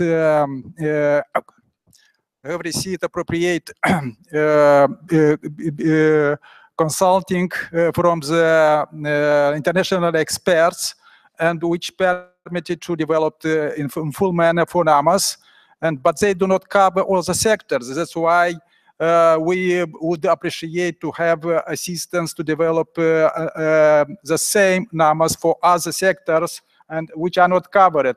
This is building, industry, and agriculture. In the same time, as to what are the capacity, what are other needs in capacity building are to carry out climate studies, research and assessments, formulate climate strategies and policies, implement climate strategies and policies, as I said, negotiate climate issues internationally, primarily to attract financing. But if we would speak about what are the priorities, as I said, first we would like to have this assistance to develop NAMAs for other sectors. They could serve as template for development of other measures in the appropriate sectors. What more related to capacity building, training stakeholders in implementing NAMAs elaborated, including MRV per NAMA, formulate and implement the climate strategies and policies, as already said, strengthening policies, the legal framework as the management of forestry sector, enhancing the national capacity to prepare viable project proposals, attracting financing, such as developing project design document for NAMA in transport industry and agriculture sector, enhances the capacity of the national network of research institutions, as I already said. So as to question of Mexico, 10-year experience.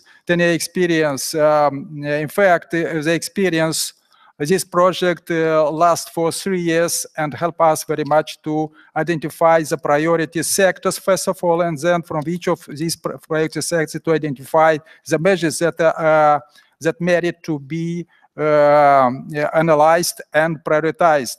What was important in frame of this project, we were taught how to use multi-criteria decision analysis. And when we start to the second project, low emission capacity building project, we, as I said, selected 136 projects, most of them from technology need assessment project. And as a final stage, we understood that without applying multi-criteria decision analysis, the approach would be too subjective, and that's why this instrument helped us very much to identify the best numbers for detailed examination. Thank you. So thank you, Moldova, for your presentation also, and also for the information you provided to the audience. Thank you. Now, colleagues, let's move on to Thailand. I would like to invite the representative from Republic of Thailand, Dr. Pirun Saitsupanich, Director of Climate Change Management and Coordination Division, to deliver his presentation. Thank you. The floor. Thailand, you have the floor. Thank you, Chair. Good afternoon, my dear colleagues. It's my privilege to be here to present to you Thailand first BUR. Thailand has submitted our first BUR in December 2015. The greenhouse gas emission calculation is based on revised 1996 IPCC guideline, good practice guidance, and some emission factors were obtained from 2006 IPCC guideline. So I'm going to skip the outline. Looking at the national circumstances, Thailand is located at the heart of the mainland Southeast Asia. The land area is approximately 514,000 square kilometers, comprising of hills, mountains, plains, especially the 2,615 kilometers of coastline along the Gulf of Thailand and the Andaman Sea. Land use is classified as 32% forest, 46% agriculture, of which 47% is dedicated to rice cultivation. Our population is reaching 66 million people with the gender ratio of 0.96 male to female. The majority of the population is living in the rural areas, 55.8%, but the percentage is being decreased because people are tending to move to reside in the municipal area more and more. In 2015, World Bank has classified us as the upper middle income economies, and our transportation is still 87.5% road-based. Natural gas consumption is around 46%, which is contributing to energy production and also the transportation fuels. Let's take a look at the institutional arrangement for the greenhouse gas inventory, because the Thai government has put climate change as one of the national priorities. So we have been able to establish the permanent structure of institutions to work on the greenhouse gas inventory.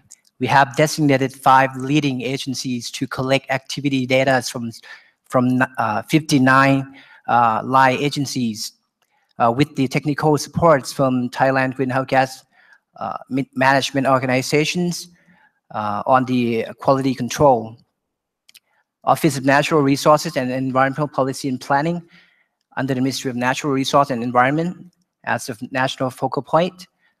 We compile activity data, recheck them, and do the preliminary calculation of the greenhouse gas emissions before we submit the result to the greenhouse gas emission inventory working groups for review and revision if needed. And then we have set up the Technical and Greenhouse Gas Database Subcommittee, which is chaired by the Permanent Secretary of the Ministry of Natural Resources and Environment for the quality assurance. And then final approval will be done by the National Committee on Climate Change Policy, which is chaired by the Prime Minister. And they are comprising of 15 permanent secretaries from different ministries and 5 national experts. Here even though the first BUR and the coming second BUR, Thailand is still using 1996 IPCC guidelines, but we are taking a big step to move to 2006 IPCC guideline with the great support from the Australian government in the development of the Thailand Greenhouse Gas Emission Inventory System, or TGIS, which is, I can say it's twin of the ages, but we tailor the system to fit with our national activity data collection system and to fit with our institutional arrangements. Here to you, just some key features with TGIS. It will be able to perform the carbon check for the energy sector, to produce different formats reports according to the UNFCCC requirement. It can calculate the time series of emissions, and also the equation on the uncertainty calculation is embedded into the system. Oops. Okay, here is the total greenhouse gas emissions, including LULUCF. In 2011, Thailand emitted around 305 million tons of carbon dioxide equivalent, of which energy sector contributes the most emissions of around to 73%, followed by agriculture around 17%, industrial process of 6%, and the last, which is waste, around 4%. LULUCF is still considered as the removal sector of around 70 million tons of carbon dioxide equivalent. The trend of greenhouse gas emissions from the period of 2000 to 2006, it was steadily increasing. But when we take a look at the emission trend from 2006 to 2011, it's become more sort of stable.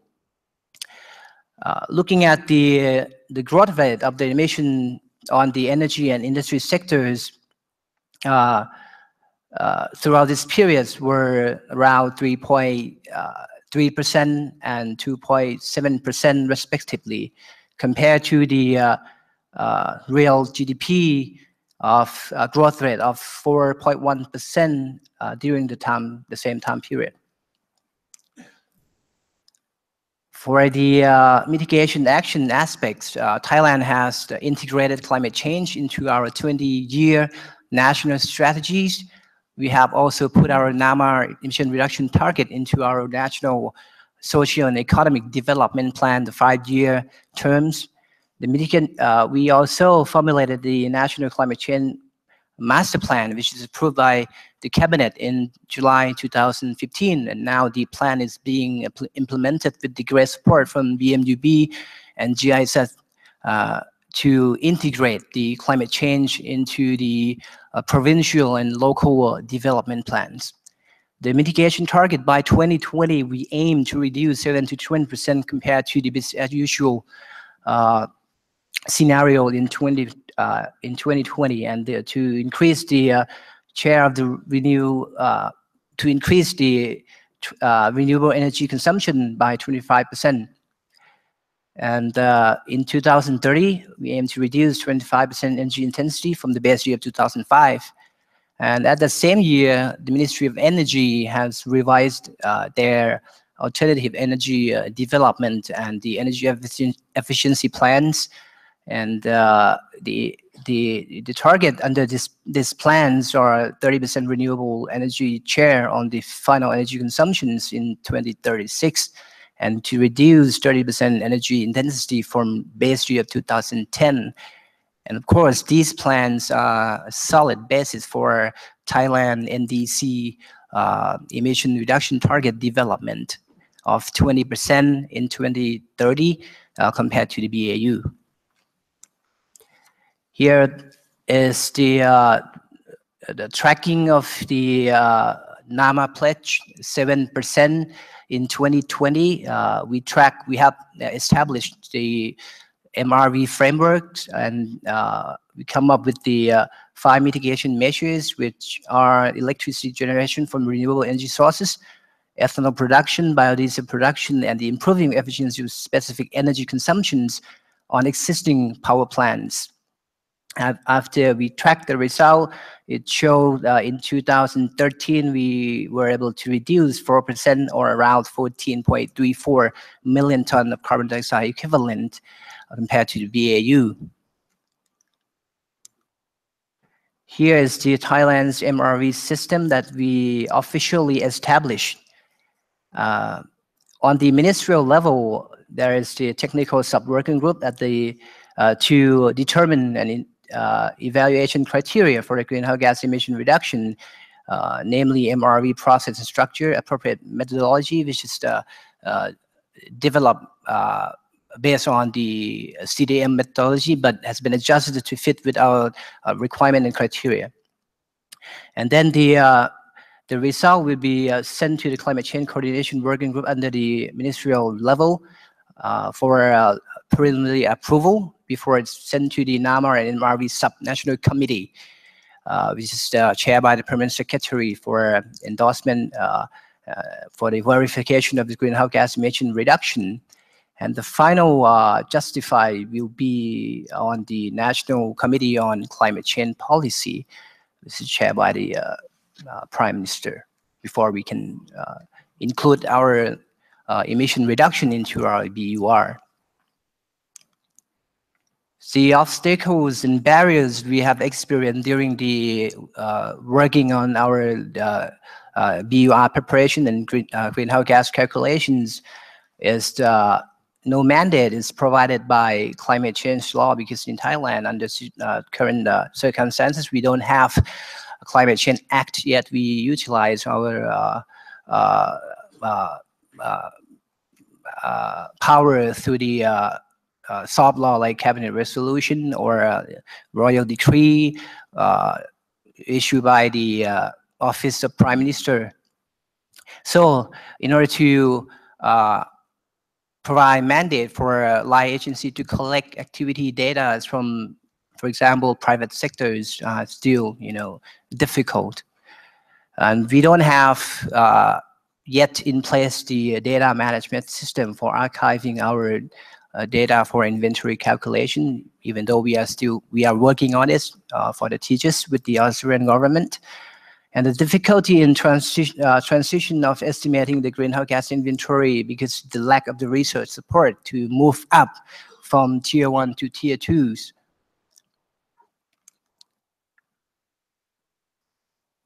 Here are some of the support needs on the energy supply. We think that smart grid is very crucial to enhance the renewable energy production and consumption. The advanced technology in waste to energy is very substantially important for Thailand right now, because we trying to move forward in this sector. And advanced biofuels production from non-food feedstock is one of the key technologies we would like to see. And also on the agricultural sector, we would like to increase our capability in forecasting and early warning system setting up in order to reduce the risk from climate change impacts. The management, high efficiency management of infrastructure to efficiently manage water resource is one of the area that we would like to have more capacity, and also the technologies transfer. Modelings on the prediction of the climate weathers, it's some of the keys have been raised by the country expert.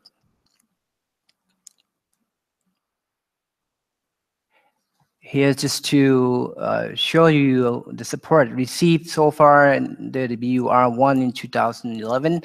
We have received support from JEF, EU, BMUB through the International Climate Initiative, and of course from the government of Australia to help us to build the teachers to step up from 1996 to the 2006 IPCC guidelines.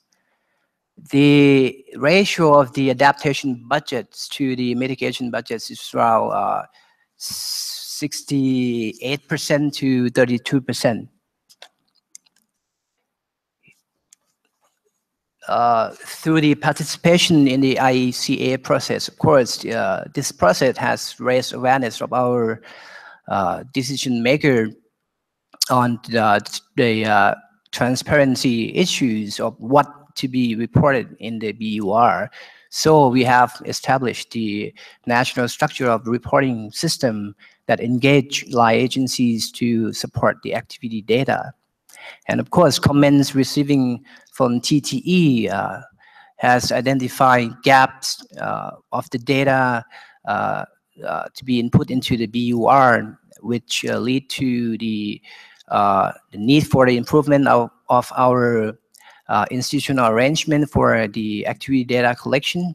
And also the comments also lead to the capacity building need for our national experts to prepare necessary data to be in our next BUR for increasing of the transparency and clarity.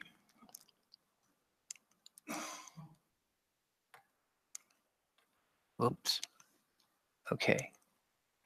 So not respond to the questions because I still have time left. So I'll go quickly to the questions received from the USA.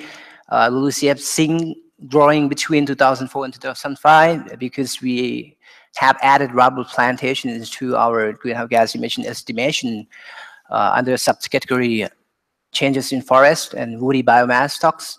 But before that, we don't have the data, so we don't calculate them. From Switzerland, the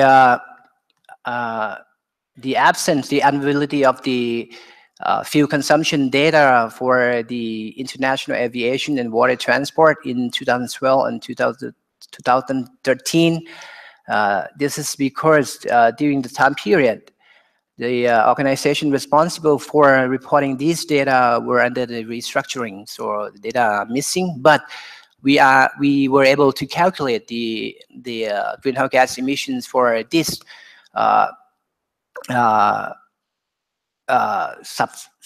sectors by using the energy data in the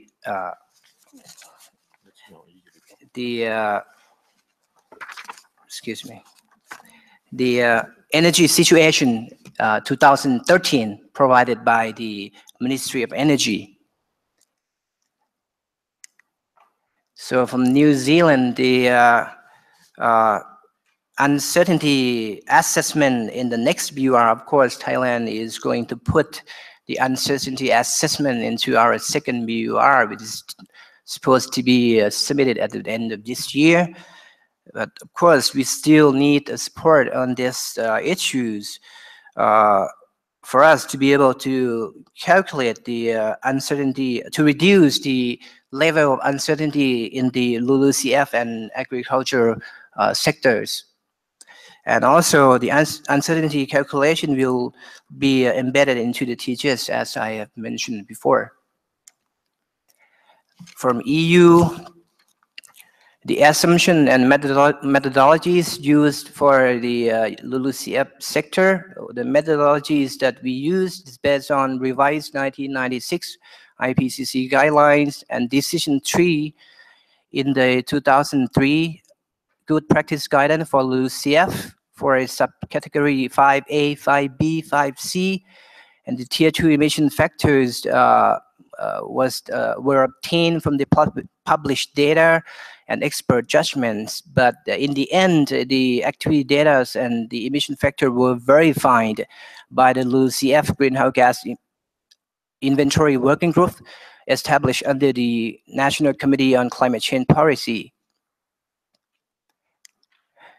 From the EU, again, the information of the application of tier 2 methodologies for LULUCF sector.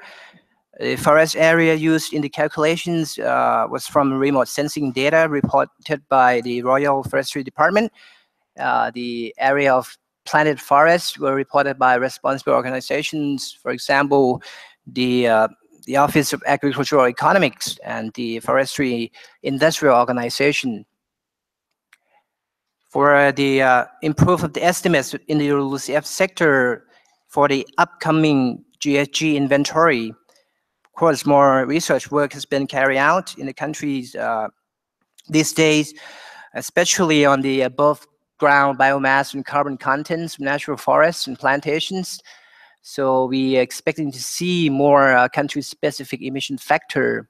And at the same time, we are in the process of developing the activity data template, which we standardized to collect activity data according to the IPCC 2006 guidelines. And hopefully it will be done at the end of this year. From the EU again, the experience on using the IPCC 2006 guidelines. Of course, we have less experience on the 2006 IPCC guideline, but with the great support from the Austrian government on the TGIS, we will be able to, we are expecting to be using the 2006 IPCC guideline for our third BUR, if on the assumption that our activity data collection system also has completely established and our agency has capability to collect such data.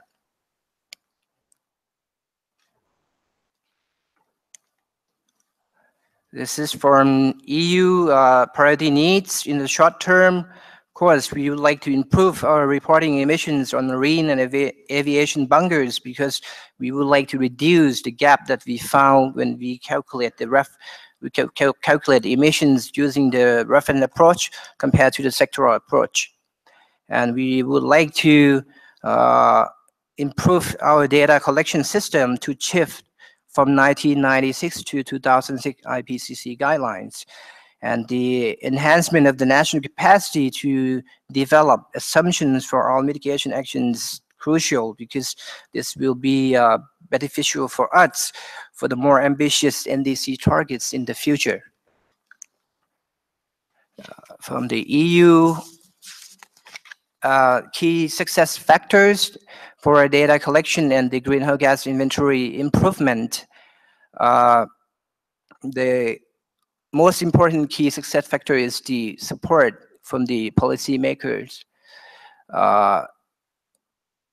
It's the, our Prime Minister has emphasized about climate change, and as I said, has put climate change as one of the national priorities. So we, have been able to designate 5 leading agencies to work together closely with the national focal point to collect the activity data.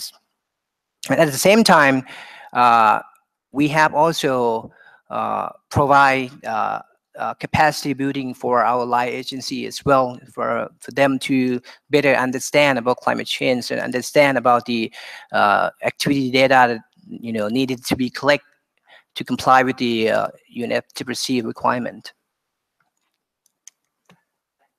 EU the process to enable higher tier methodologies for key agricultural subsectors.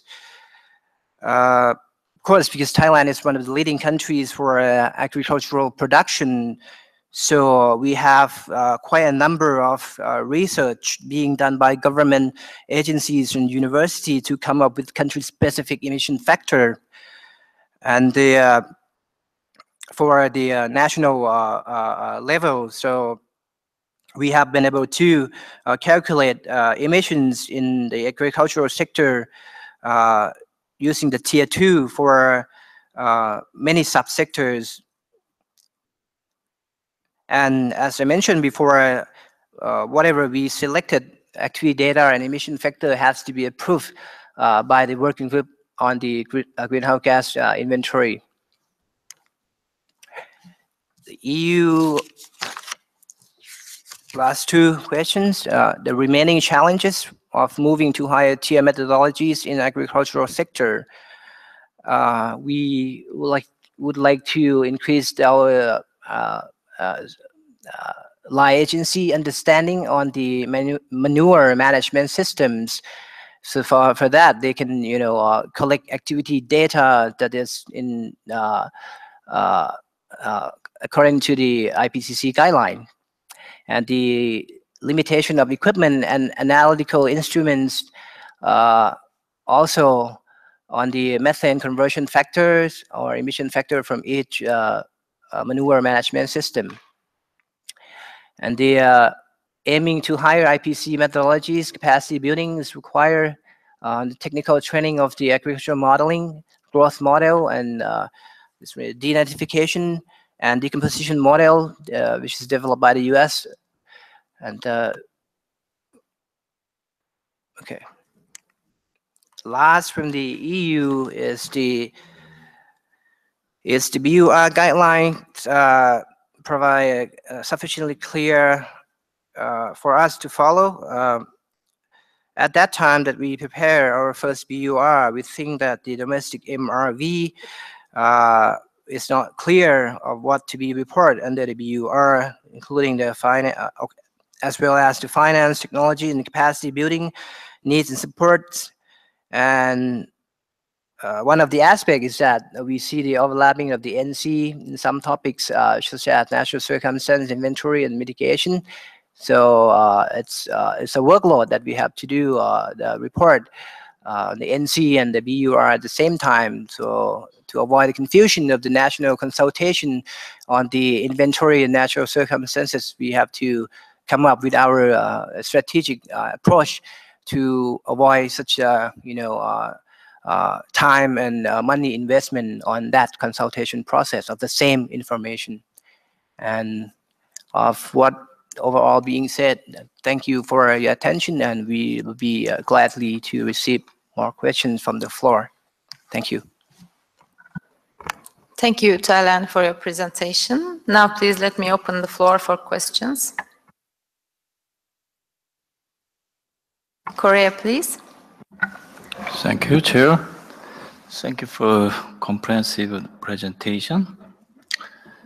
According to the Thailand National Climate Change Master Plan, Thailand mentioned that GHG emissions from energy and transport sectors would be reduced by 7 to 20% in 2020, depending on the level of international support.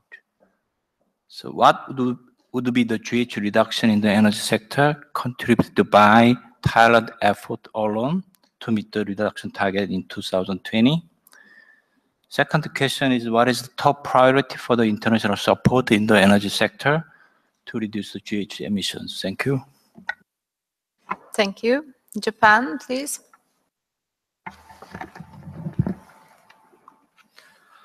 Thank you very much, Madam Chair, and thank you very much, Thailand, for your very informative presentation. It was quite helpful to understand your activities. I have a question about your MLV system, following up the question raised by EU in the written questions process. You need to regularly prepare BUR. We believe that you had to enhance the continuity or sustainability of the MLV system, including GHG inventory or mitigation actions. So you have any particular lesson learned or good practice which contributed to the enhancement of these sustainability or continuity? Could you share with us? Thank you very much. And EU, please. Thank you, Chair. And congratulations to Thailand for the first BUR. It was really a very good presentation, and thank you very much for the written answers as well. You have an impressive delegation also with you here. I think you have explained everything, but I would just like to confirm with you our understanding of your inventory priorities. So in relation to your BUR too, actually, is the move to the 2006 IPCC guidelines supported by the government of Australia, as you explained, moving to higher tier methods, improving activity data collection among your key priorities for greenhouse gas inventories? That's my first question. I have a clarification also asking from your presentation whether you were, I understood maybe, let me put the question. Are you planning to replace gasoline and diesel with ethanol and biodiesel in the transport sector? Thank you. And let me also give floor to the representative of India for the question. Then we will go for another round. India, the floor is yours. Thank you, Chair. India congratulates Thailand for a crisp and concise presentation of information in BUR1. Your national greenhouse gas inventory suggests that energy sector contributes to over 70% of national emissions, and there are mitigation measures being planned and implemented. Summary of support needs have been indicated in your presentation. However, we would like to understand if any quantification is available in terms of level of support needed. What constraints were faced in quantification of support need? Thank you. Thank you. So Thailand, I will appreciate your brief answers on these questions. Thank you.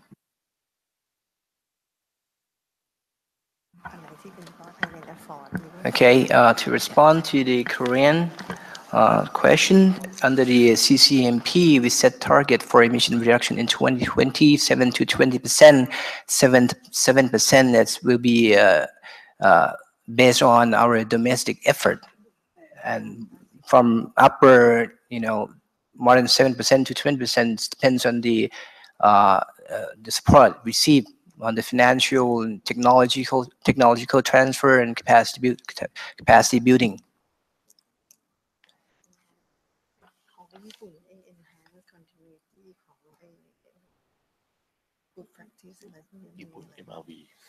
MRV. Okay, because for the MRV, I think it's the same as the other developing countries where national focal point of the UNFCCC, who is in charge of the greenhouse gas inventory calculations. Actually, it's not the ministry that do the mitigation actions. So what we do, our strategy is we communicate constantly and work collaboratively with our line agency. We form many working groups under the mandate of the National Committee on Climate Change Policy. We work together to identify the MRV potential measures, and we also establish the MRV frameworks together. And before we send the framework to get the approval from the cabinet, we make sure that all ministries agree with this developed framework. For the EU, let me respond to the use of the biofuel and gas oil in the transportation sectors. Yes, of course. We are using them right now, and we are able to track the results. We up to 2011, around it's the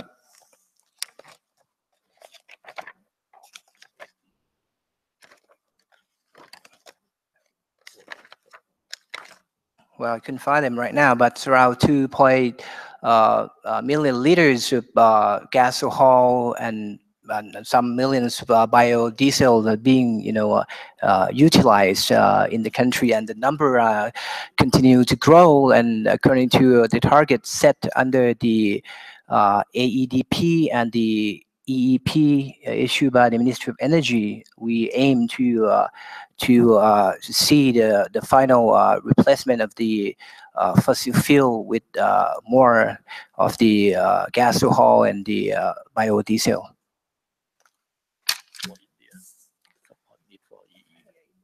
For India, support needs for energy efficiency, of course,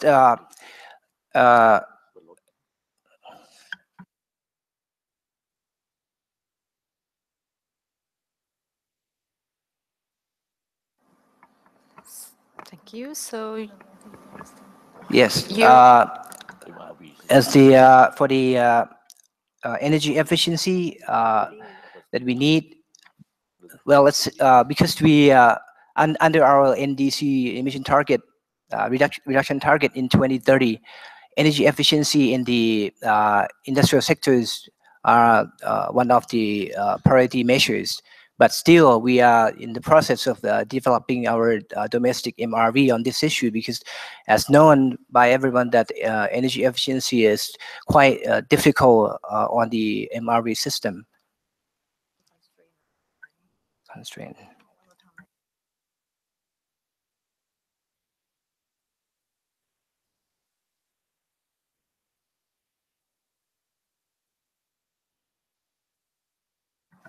And to respond to the EU questions that about the TGS, that TGS will also incorporate the calculation of the biofuel and gasoline emission.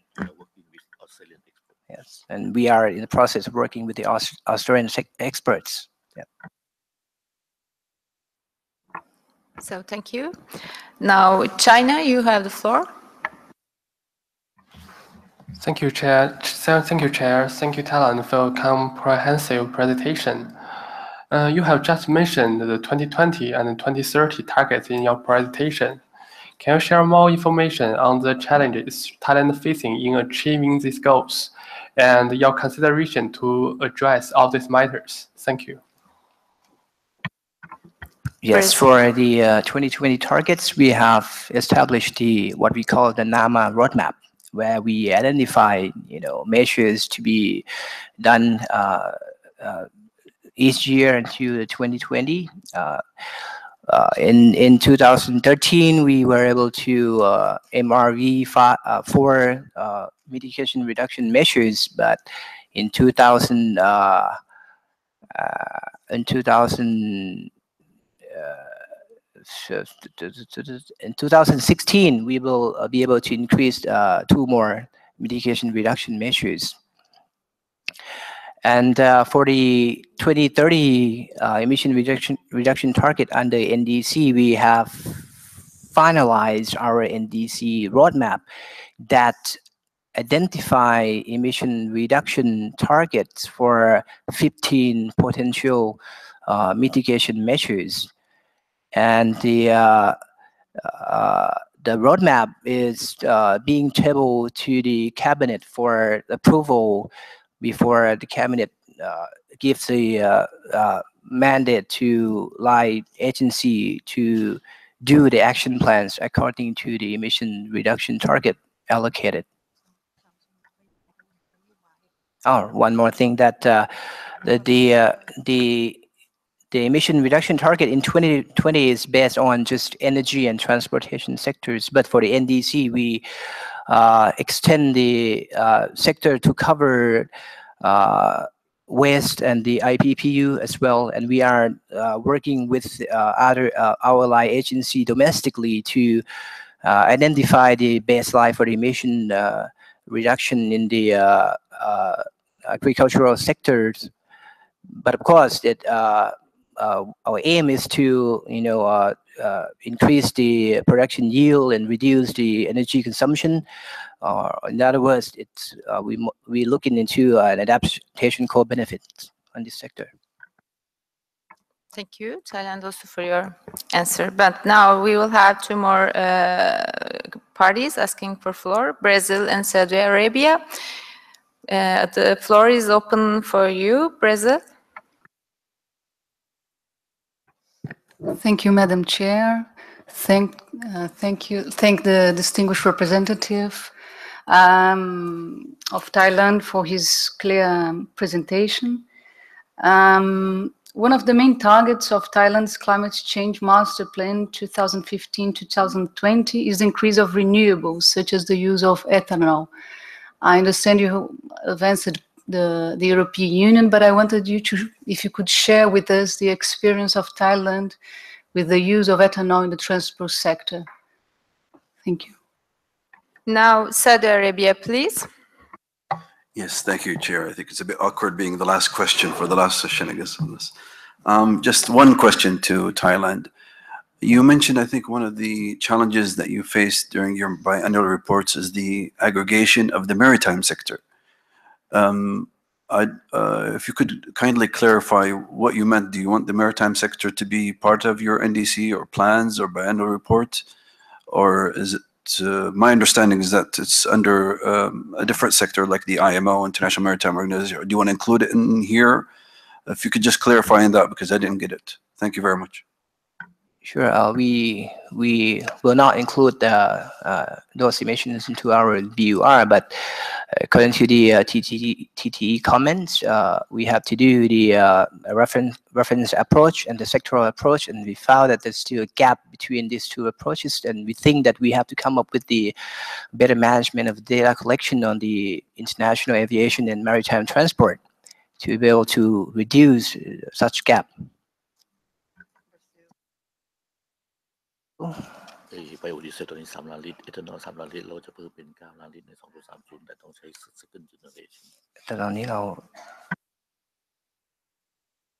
Okay, we for the 2030 for the 2030 the target for the biofuel and the ethanol usage is 9 million liters per day, and now we have achieved 3 million liter per day for biodiesel and 3 million liter per day for ethanol utilization.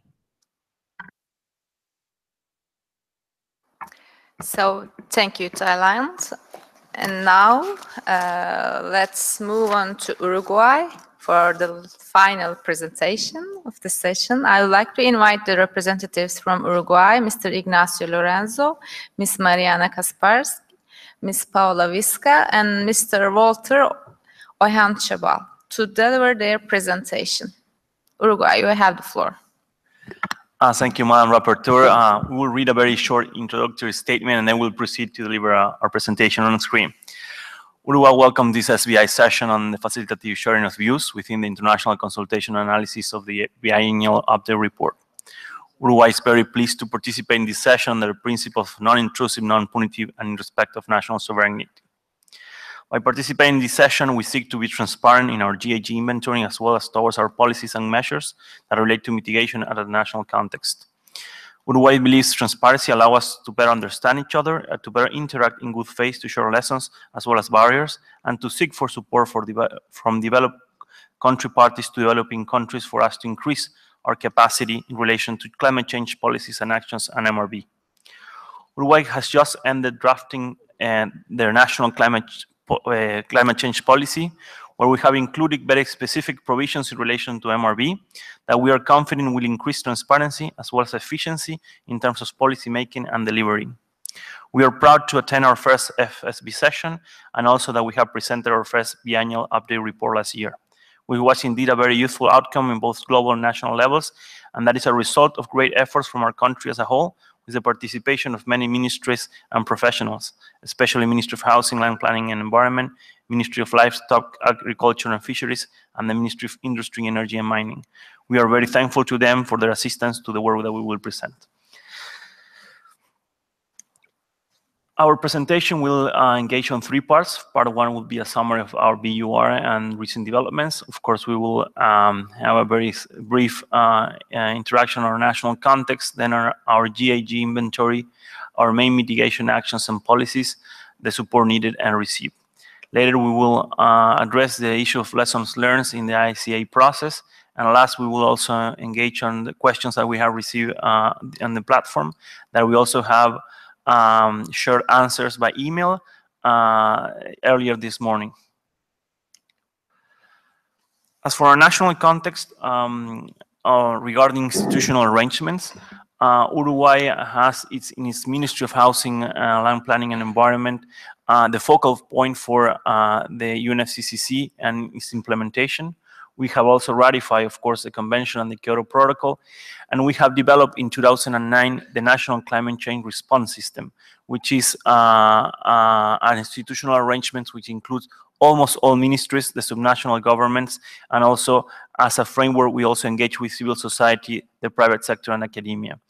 We also have ratified, of course, Paris Agreement last year, and we have during last year and this one, having further engaged on our institutional arrangements, and we have created the National Environment, Water and Climate Change Secretariat at presidential level, and also a National Environment System and a National Environment Cabinet that has just started their work. Also, for the relevant facts of Uruguay, our economy is based in agro-industrial chains and tourism. Of course, that will also be related to our emission profile. We are also, of course, a very vulnerable country to climate change in terms of both of our relations to agriculture and the way we produce food, and also to our coastal areas.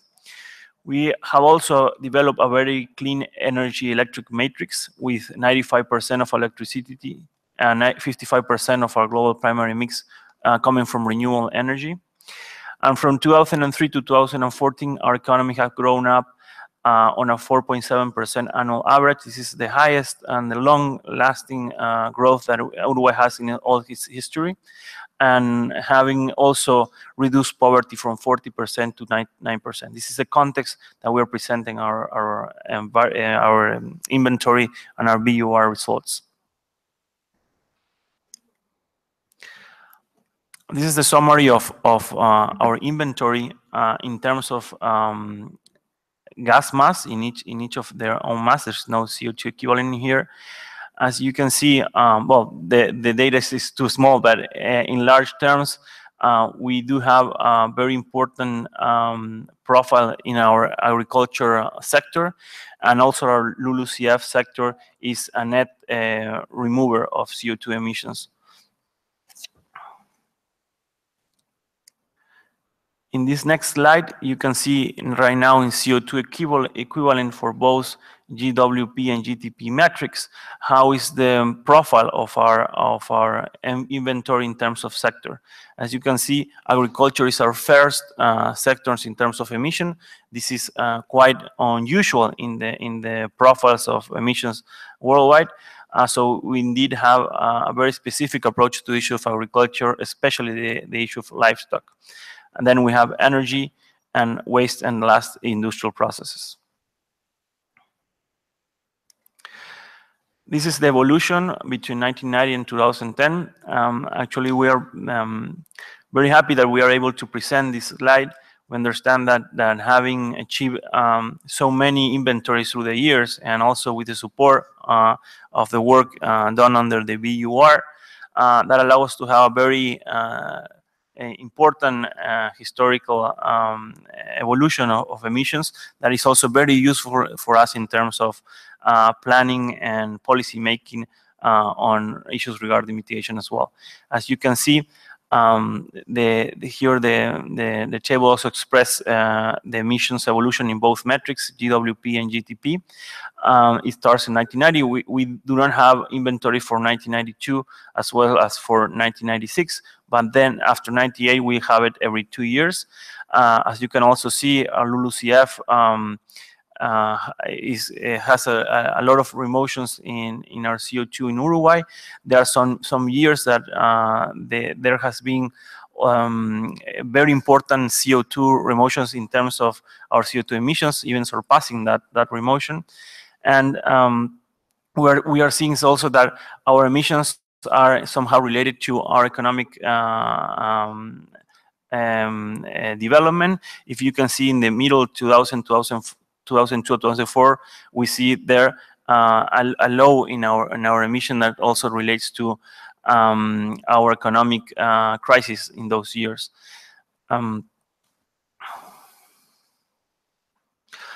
Also, in this issue of economy, as some colleagues, countries previous said, that there is a very interesting relation between both economy and emissions, and we also trying to work on that for future planning, also in terms of our NDC, trying to address the issue of emission from an intensity aspect. In relation to mitigation policies and action, and this is something that we have discussed a lot in Uruguay when presenting our first BUR, is that indeed the guidelines relate to very specific actions, and so they are measured. However, we saw that for the case in Uruguay, we have these three very large, very important specific policies. The first is the energy policy that was developed in 2008 with a view of 2030. Also, our smart agriculture policy of 2010, and our old forestry framework that was developed in the 1980s. Those three policies have huge impact in terms of our emissions profile. Our energy policy, for example, has reached in 2016, as we said, 96% of renewable energy in our electric matrix, being that 22%. However, since this BUR relates to the 2010 GAG inventory, there we only have 38 megawatts of wind energy in 2010. Currently, we're at 1,211 megawatts. So in a way, what we're seeing is that this, the effect of these policies will be better perceived in our inventories during the next years. Also, regarding our smart agriculture policy, we see the issue of agriculture, as you saw in our profile, as a very strategic one in terms of mitigation action. And our reasoning behind is that we need to deliver not to affect food production, but however, try to reduce the intensity of emissions in per kilogram or per unit of especially beef production. And we are also having this view to reduce by 33% our intensity in terms of methane for 2030, as was from 1990. Regarding forestry, we have seen very important developments of forestry in Uruguay from the 1980s to the present, especially in the decade of 1990, as you saw in our and initially in the first half of the decade of 2000, as you saw in our inventory, where we have expanded almost in 700,000 hectares plantations all across Uruguay. So in a way, this also has a huge impact on our emissions as well. In our BUR, we also included the 7 NAMAs we have presented to the UNFCCC registry, and we also are very interested. Some of those relates specifically to the issues of energy and also to agriculture and forestry. And also regarding our domestic MRV, we of course have presented our national greenhouse gas inventory, but we also want to relate our inventory with also major statistics, a major framework we have for also taking into account policy-making measures. Specifically, 2 of those sources are the agriculture statistics that are the last 12 to 13 years that are all online. You can address those. They are very detailed and they're actually very useful in terms of the basic data for our inventory, and also the national energy balance. That is one of the long-lasting energy balances in Latin America. From last year, we accomplished our 15th anniversary of this energy balance. That actually is also very useful in terms of input for our emissions in the energy sector.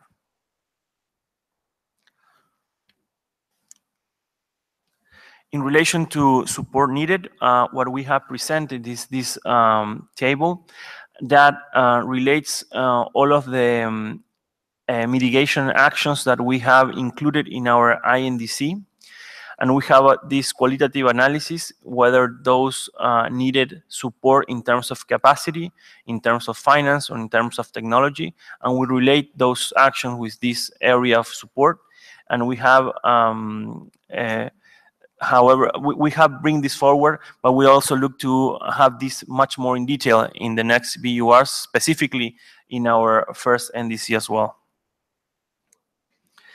Regarding support received, we have, of course, included the financial support to comply with the commitments under UNFCCC, specifically the NATCOMs, the BUR, and TNA. We have also received very specific training materials from CGE and workshops on the GHG inventories, mitigations, and BUR that we understand that were very useful for us in developing our BUR and also our national transparency framework. We also have some, we call it leveraging policies that somehow actually strengthening, for example, in our institutional arrangements may also allow us to achieve more in terms of specific measures on mitigations. And we also have are receiving some financial support to overcome some specific barriers and financing pilots, especially from GEF, and now we're also presenting the capacity building initiative for transparency project as well. Some of the lessons learned we have achieved during the ICA process. First is the strengthening of our national inventory working group that is within the National Climate Change Response System. This working group assisted the developments from already from 2010, the development of the inventory. However, during the ICA process, we have the opportunity to receive feedback, very specific feedback on our work. And this had allows for these working groups to strengthen, to have deeper research, deeper understanding of their work. and we've seen this as very useful. We also, having received some of this specific feedback, we have also already improved our 2012 inventory that was presented last year in our fourth national communication. And we have also find some very specific inputs for our second BUR project proposal that is already underway, and very specific inputs for the elaboration of our project on their capacity building initiative for transparency, being Uruguay one of the few very first countries that have this CBIT approved and is currently under project elaboration. We also very much appreciate the issue that the TTE spoke Spanish, and we can relate in Spanish with those experts, and also in relations to our working group. And also, of course, the support from the Secretariat on the ICA process that we understood was essential in order to keep the pace of the work and also to achieve very concrete output in this way as well. Well, addressing some of the key questions that were presented to us, we received 5 questions from the EU and 1 question from New Zealand that was presented by the platform. As we say, we have give the answers, and they were sent by email earlier today, and we're also looking forward for those to be at the platform as well. We make some 4 big clusters of these questions. The one relates to constraint gaps and improvements in the LULUCF section of our inventory. Also, the combination of 1996 and 2006 IPCC guidelines. Also, the issue of high tier on key categories. And last, which is a much more broad question, that this is also related to several questions that we have received, a much broader approach, is the institutional arrangements and MRV system. In these regards, I would like to address this first cluster of questions that we as a general issue see that one of the main constraints and gaps are related, of course, to availability and heterogeneity of the quality of the national data to elaborate the GHG inventory. And specifically on the LULUCF category A, which is changes in forest and other woody biomass stocks, we have available data that is quite detailed, but present some inconsistencies. That is something that we are working on. I will address this immediately. However, all of the other categories where we have no information available, or is disaggregated or spread out over different institutions, or is not consistent in time series. So in our BUR, we only specifically address this category A, that we have the best information. However, we are making very specific improvement actions regarding LULUCF. We are currently working on an FAO process assisted by FAO using the Collect Earth tool, which we are monitoring land use and land use changes in 2000 by satellite information. And we are currently validating this information, and we will like to see this to be able to include this in our next GHG inventory. Also, in a framework of a GEF project that we are developing, we are taking into consideration the issue of carbon sequestration of soils, which is a very technical, very complicated issue, and of course it relates very much to the profile of emissions that we have in Uruguay. And last, we also have engaged, as we say, on the preparation of the project for the CBIT. And of course, one of the main areas that we would like to see improvements and work is on the LULUCF, especially on the issue of carbon pools that are currently not estimated, such as soil organic carbon. So in a way, we already find out some of these gaps that we have, and we are looking forward to work on them in the next months and years, and also this to be reflected on our next inventories and our next BUR. Regarding the issue of the combination of 1996 and 2006 IPCC guidelines, we have some very specific work done on the sector of waste, where we have used some 2006 emission factors. However, the mass balance sector method has been discouraged, and since it produces results if we mix those guidelines. So in our 2012 GHG inventory, we have provided with very specific arrangements to deal with this issue, and we have come out with the inventory dealing only with the 2006 guidelines as is recommended. We also have a mix of guidelines in the energy sectors where, for example, we on the international bunkers, we use IPCC default values. Currently, we are undertaking different actions to analyze the needs and gaps for the implementation of 2006 IPCC guidelines on different sectors on the inventory, not waste, as already said, that we have already engaged on that. And we have on our interministerial GIG working group, one of the activities for this year is to analyze how to include the 2006 IPCC guidelines for energy, industrial processes. In a way, we are making progress on that, seeing what are the gaps and constraints that we have in order for us to move to 2006 guidelines. We have also worked on the agriculture sector, and in our next inventory will be being prepared with 2006 IPCC guidelines. As we say, we have also included this issue of constraints and gaps to finalize our work on 2006 guidelines in our CBIT project preparation document. Regarding the third issue of higher tier on key categories, we have included in our VUR our experience in developing a national factor for cattle from entering fermentation. We call it this the next factor in pastures and paddocks for non-dairy cattle. This has been a very important improvement in our emission inventory, since this is one of the key strategic sector and key categories. And we have already in the next, this was in 2004, the first GIG inventory that we used in national factor, but on the latest inventories we have also achieved to determine adjustments for this national factor, so we're having better information to report.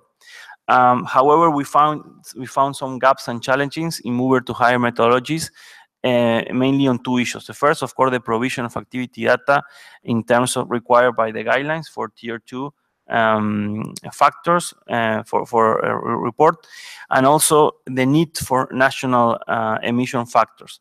We understand that the conditions and assuming factors may not reflect accurately the national reality, so we look also forward to have support on the areas of emission factor for us to develop more accurate information and also to higher key tier in key categories. Also, on the last broad question that was on institutional arrangements and MRV systems, as we said, we have this national climate change response system where we have our GIG emission working group. That is our main institutional arrangements to deal with the inventory. And in there we have, of course, the participation of several ministries, but the most important ones, of course, Ministry of Environment, Agriculture and Energy. We also have decided to create a specific MRV working group, and that's going to start its work at the end of the year. This will not only relate to very specific emission-related issues, but rather policy options in terms of both mitigation and adaptation in terms of MRV. But we've seen a very important work going on together between the GIG working group and the MRV working group in relations to mitigation policies and actions and in emissions. And also in relations to the framework for MRV, what we are the way we understanding is that the inventory is our key process for MRV, but this also relates to all these frameworks of departments and statistics and series of information that occur cross-cuttingly around government, and we are seeing that as a barrier or as a challenge, the way of integration and also translation. How do we translate specific energy information to emissions? And we also are working with the agency for evaluation of policies at national and the presidential office, and also the agency for e-government development, our presidential office. Both agencies relates to this idea of having information integration and also the evaluations of policies. And we see that our MRV systems in relations to climate change policies and also mitigation measures are need to be in this overall framework of evaluation policies.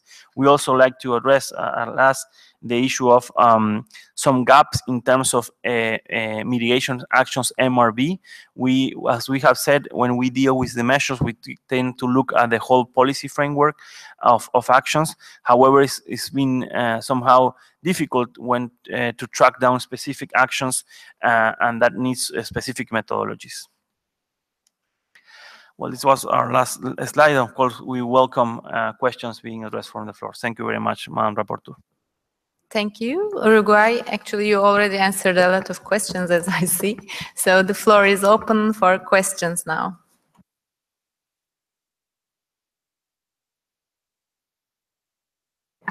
New Zealand, please. Thank you, Chair. Thank you, Uruguay, for the presentation, and also congratulations on publishing your first BUR. And we also received the answer to our written question, I think it was this morning or overnight, so thanks a lot for that. And I guess I've got a bit of a follow-up question on that, which you partly addressed at the end of the presentation there. So in the written answer, you told us that the establishment of an MRV system is considered a high priority for the country. And I understand now you've set up an MRV working group to work on this, but we were just curious to know what the next steps in developing this system might be and when you might expect it to end. Thank you. Thank you, New Zealand. Now Sweden, the floor is yours. Thank you. And Uruguay, thank you very much for the comprehensive presentation of the work. I have a question regarding capacity building needs that have been identified in the technical analysis report of your first BUR. And I wonder if these capacity building needs are the same that you yourself have identified in your prioritization. And I also wonder if you have identified any priority needs that could be addressed in the short term, that is, could they be implemented in time for the submission of your next BUR? Thank you. Brazil, you have the floor. Thank you, Madam Chair. First, I wish to congratulate the distinguished representative of Uruguay on the clarity and completeness of his presentation. Uruguay has a very successful policy of diversification of the country's energy matrix, with a tremendous increased participation of renewables. Uruguay also has sound institutional arrangements related to climate change, particularly the national system to respond to climate change. So in the spirit of sharing best practices, could you further elaborate on those very successful policies? Thank you. Thank you, Brazil. And I'll give floor to EU for the last question. Thank you. Thank you, Chair. Buenas tardes. Congratulations for your first BUR, and thank you also for your very clear presentation and the answers that you provided to us in the written phase. You explained that you are developing an assessment of gaps and constraints and needs to adopt the 2006 IPCC guidelines, and that you are also starting or planning to start training activities for the 2006 guidelines for the relevant ministries. Are you planning to use the 2006 IPCC guidelines in your next BUR? First question, and more in general, if you had to rank or select your top 3 priorities related to future inventory improvements, what would this be? Thank you. Thank you, EU. Uruguay, you have the floor to answer all the questions. Thank you very much, Madam Rapporteur, and thank all parties for your very important questions. We really appreciate your engagement on our presentation. Regarding the first question from the distinguished delegate from New Zealand, the issue of the MRV and the next steps. Indeed, we have, as we said, last year we developed our national climate change policy. In there, we have several dimensions of the policy. One dimension is the dimension of implementation, where we included very specific provisions on MRV. And this, from this perspective, as we said, of the transparency, but also the effectiveness of the literacy on policy making. And this is a framework right now for us. in order for us to develop our concrete actions on this matter. We have created this working group that we understand that will bring specific proposals, specific solutions for us to, for example, using all these frameworks of reports that we have, as we said, the agricultural statistics, the energy balance, and how that we can connect those frameworks of information in order for us to track our climate change policy making and action. What we are envisage is for us not to create another different mechanism for MRV, but rather to incorporate and have the best use of the information available that already has their budget, their processes ongoing, so how to make the best use. And this is on one side. On the other side, it relates specifically to the issue of our NDC. We understand that first, in a very high-level approach, we need to have very specific information and follow-up indicators to track down the progress of our NDC.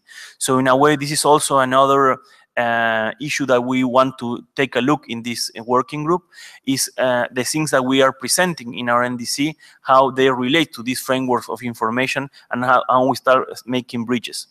And the third thing is that in our policy, in our national climate change policy, we have also presented some specific measures for both adaptation and mitigation that we want also to be part of this MRV system. And this relates, this main constraint that we have relates to a very specific issue that we said at last, that we have some difficulties in terms of the methodologies to use to assess progress in mitigation, very specific mitigation actions. When we deal with the energy sector or the agriculture sector, the forestry sector at a very large scale, aggregated scale, we can see that on the inventory, but we are looking to see in some very specific actions how can we track down more like in a project-based approach. And this is also something that we are envisaged to take a look in this MRV group. Of course, we said that we have decided to create this. This will start working probably at the second or third trimester. I'm sorry, third or fourth trimester. What we want to end first is our first NDC. We are finishing our work there. So we want this relation between, as we said, our indicators and our goals in the NDC, and how they also came up as a very clear frame for this working group to work on. Regarding the question made by distinguished delegate of Sweden, thank you very much for your question. Indeed, we have presented some capacity building needs.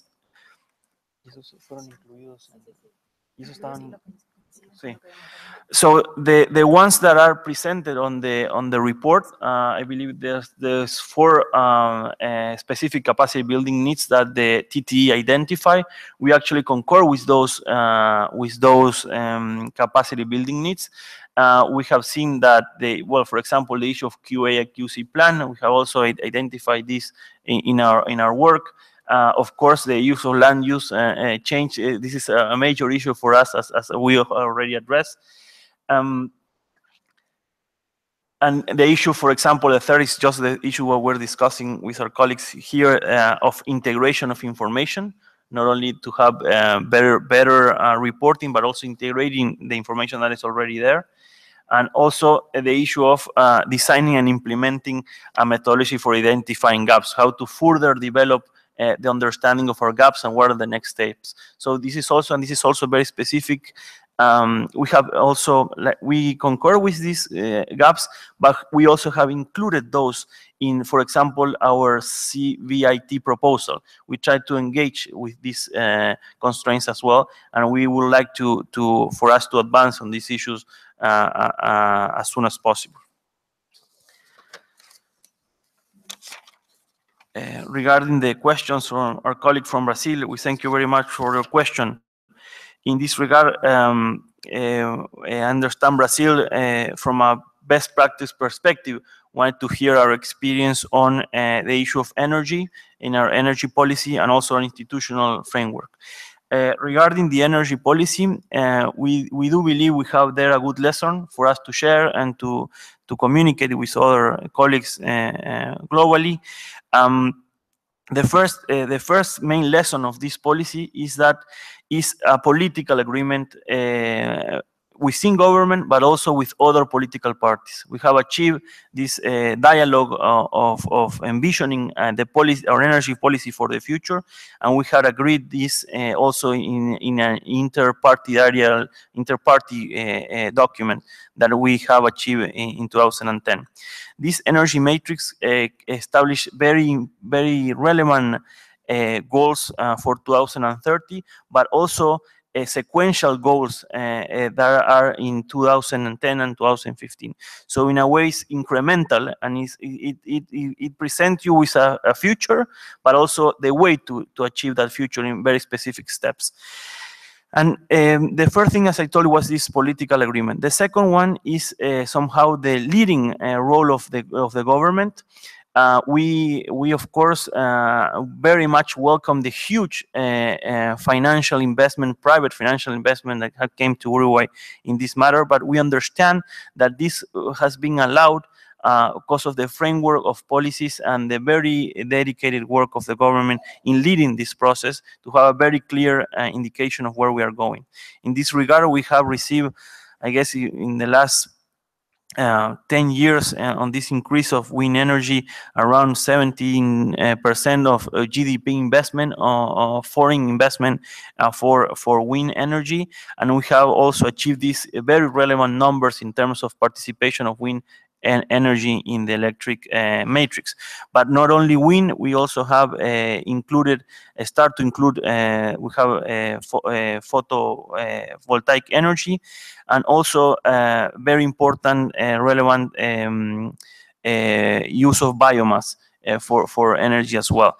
Of course, we are an agriculture country, and if we also deal with biomass as a source of renewable energy, we also take care of waste, and we also take of these ideas of having our waste being also a product for energy. So this is very good. And we also have, as was also mentioned before, a very strategic approach to biofuels as well. And this is also very important for us. In terms of the national institutions, yeah, we believe that we need to have the government as leader of the process, but we need to have a very wide open framework for all institutions, both public and private, to engage. And actually, the way we produce this national climate change policy was indeed a process where we invited civil society, the academia, and the private sector for us to come up with a general agreement on how do we see our policies in climate change for 2050, but also very concrete steps in the middle. So having this national climate change response system in place allow us for the framework for that discussions to happen. And last, the question brought by distinguished delegate of EU. Thank you very much for your questions. Regarding the 2006 guidelines for our next BUR, as I already placed, we are developing the agricultural sector in 2006 guidelines. And as we said, this is the most relevant sector in terms of emissions. We are also making some improvements on LULUCF with this tool by FAO that gives you both the information in both the guidelines. And we are currently exploring how to bridge our common reporting on the energy sector using 1996 to 2006. We in this stage, we are not sure whether we will be able to include those in our inventory for 2014 that will be released this year. But we are doing the work right now, trying to figure it out. And of course, when we come back to Uruguay, we will have couple of meetings where we will be starting to see how distant we are to engage on 2006 guidelines. But if possible, we will of course looking forward for making as much progress as we can in this year as well. And regarding priorities, of course, the issue of LULUCF is indeed a very important priority. I believe this is something that is cross-cutting from all our parties because it's a very detailed, very characteristic, very specific sector. we also see we have seen also some improvements on the issue of waste, but we can see there that we can also have some improvement there as well. Of course, this is not as a relevant sector in terms of emissions, so of course as it relates to LULUCF, for example, and also a priority, as we have said, this issue of the integration of MRV. We understand that this is very relevant, because if we put that in place, we will have the best use of the information that we already have, that we are already collecting, and the linkages between, for example, the energy balance and how that relates to emissions. If we can make those bridges work on, we will be making also our next inventories in a much more simplified, more direct engagement way, and also in terms of timing, because for example, our energy statistics came, and then we have to start working on our emissions. But if we do this at the same time, we will also be much faster in delivering our inventory as well.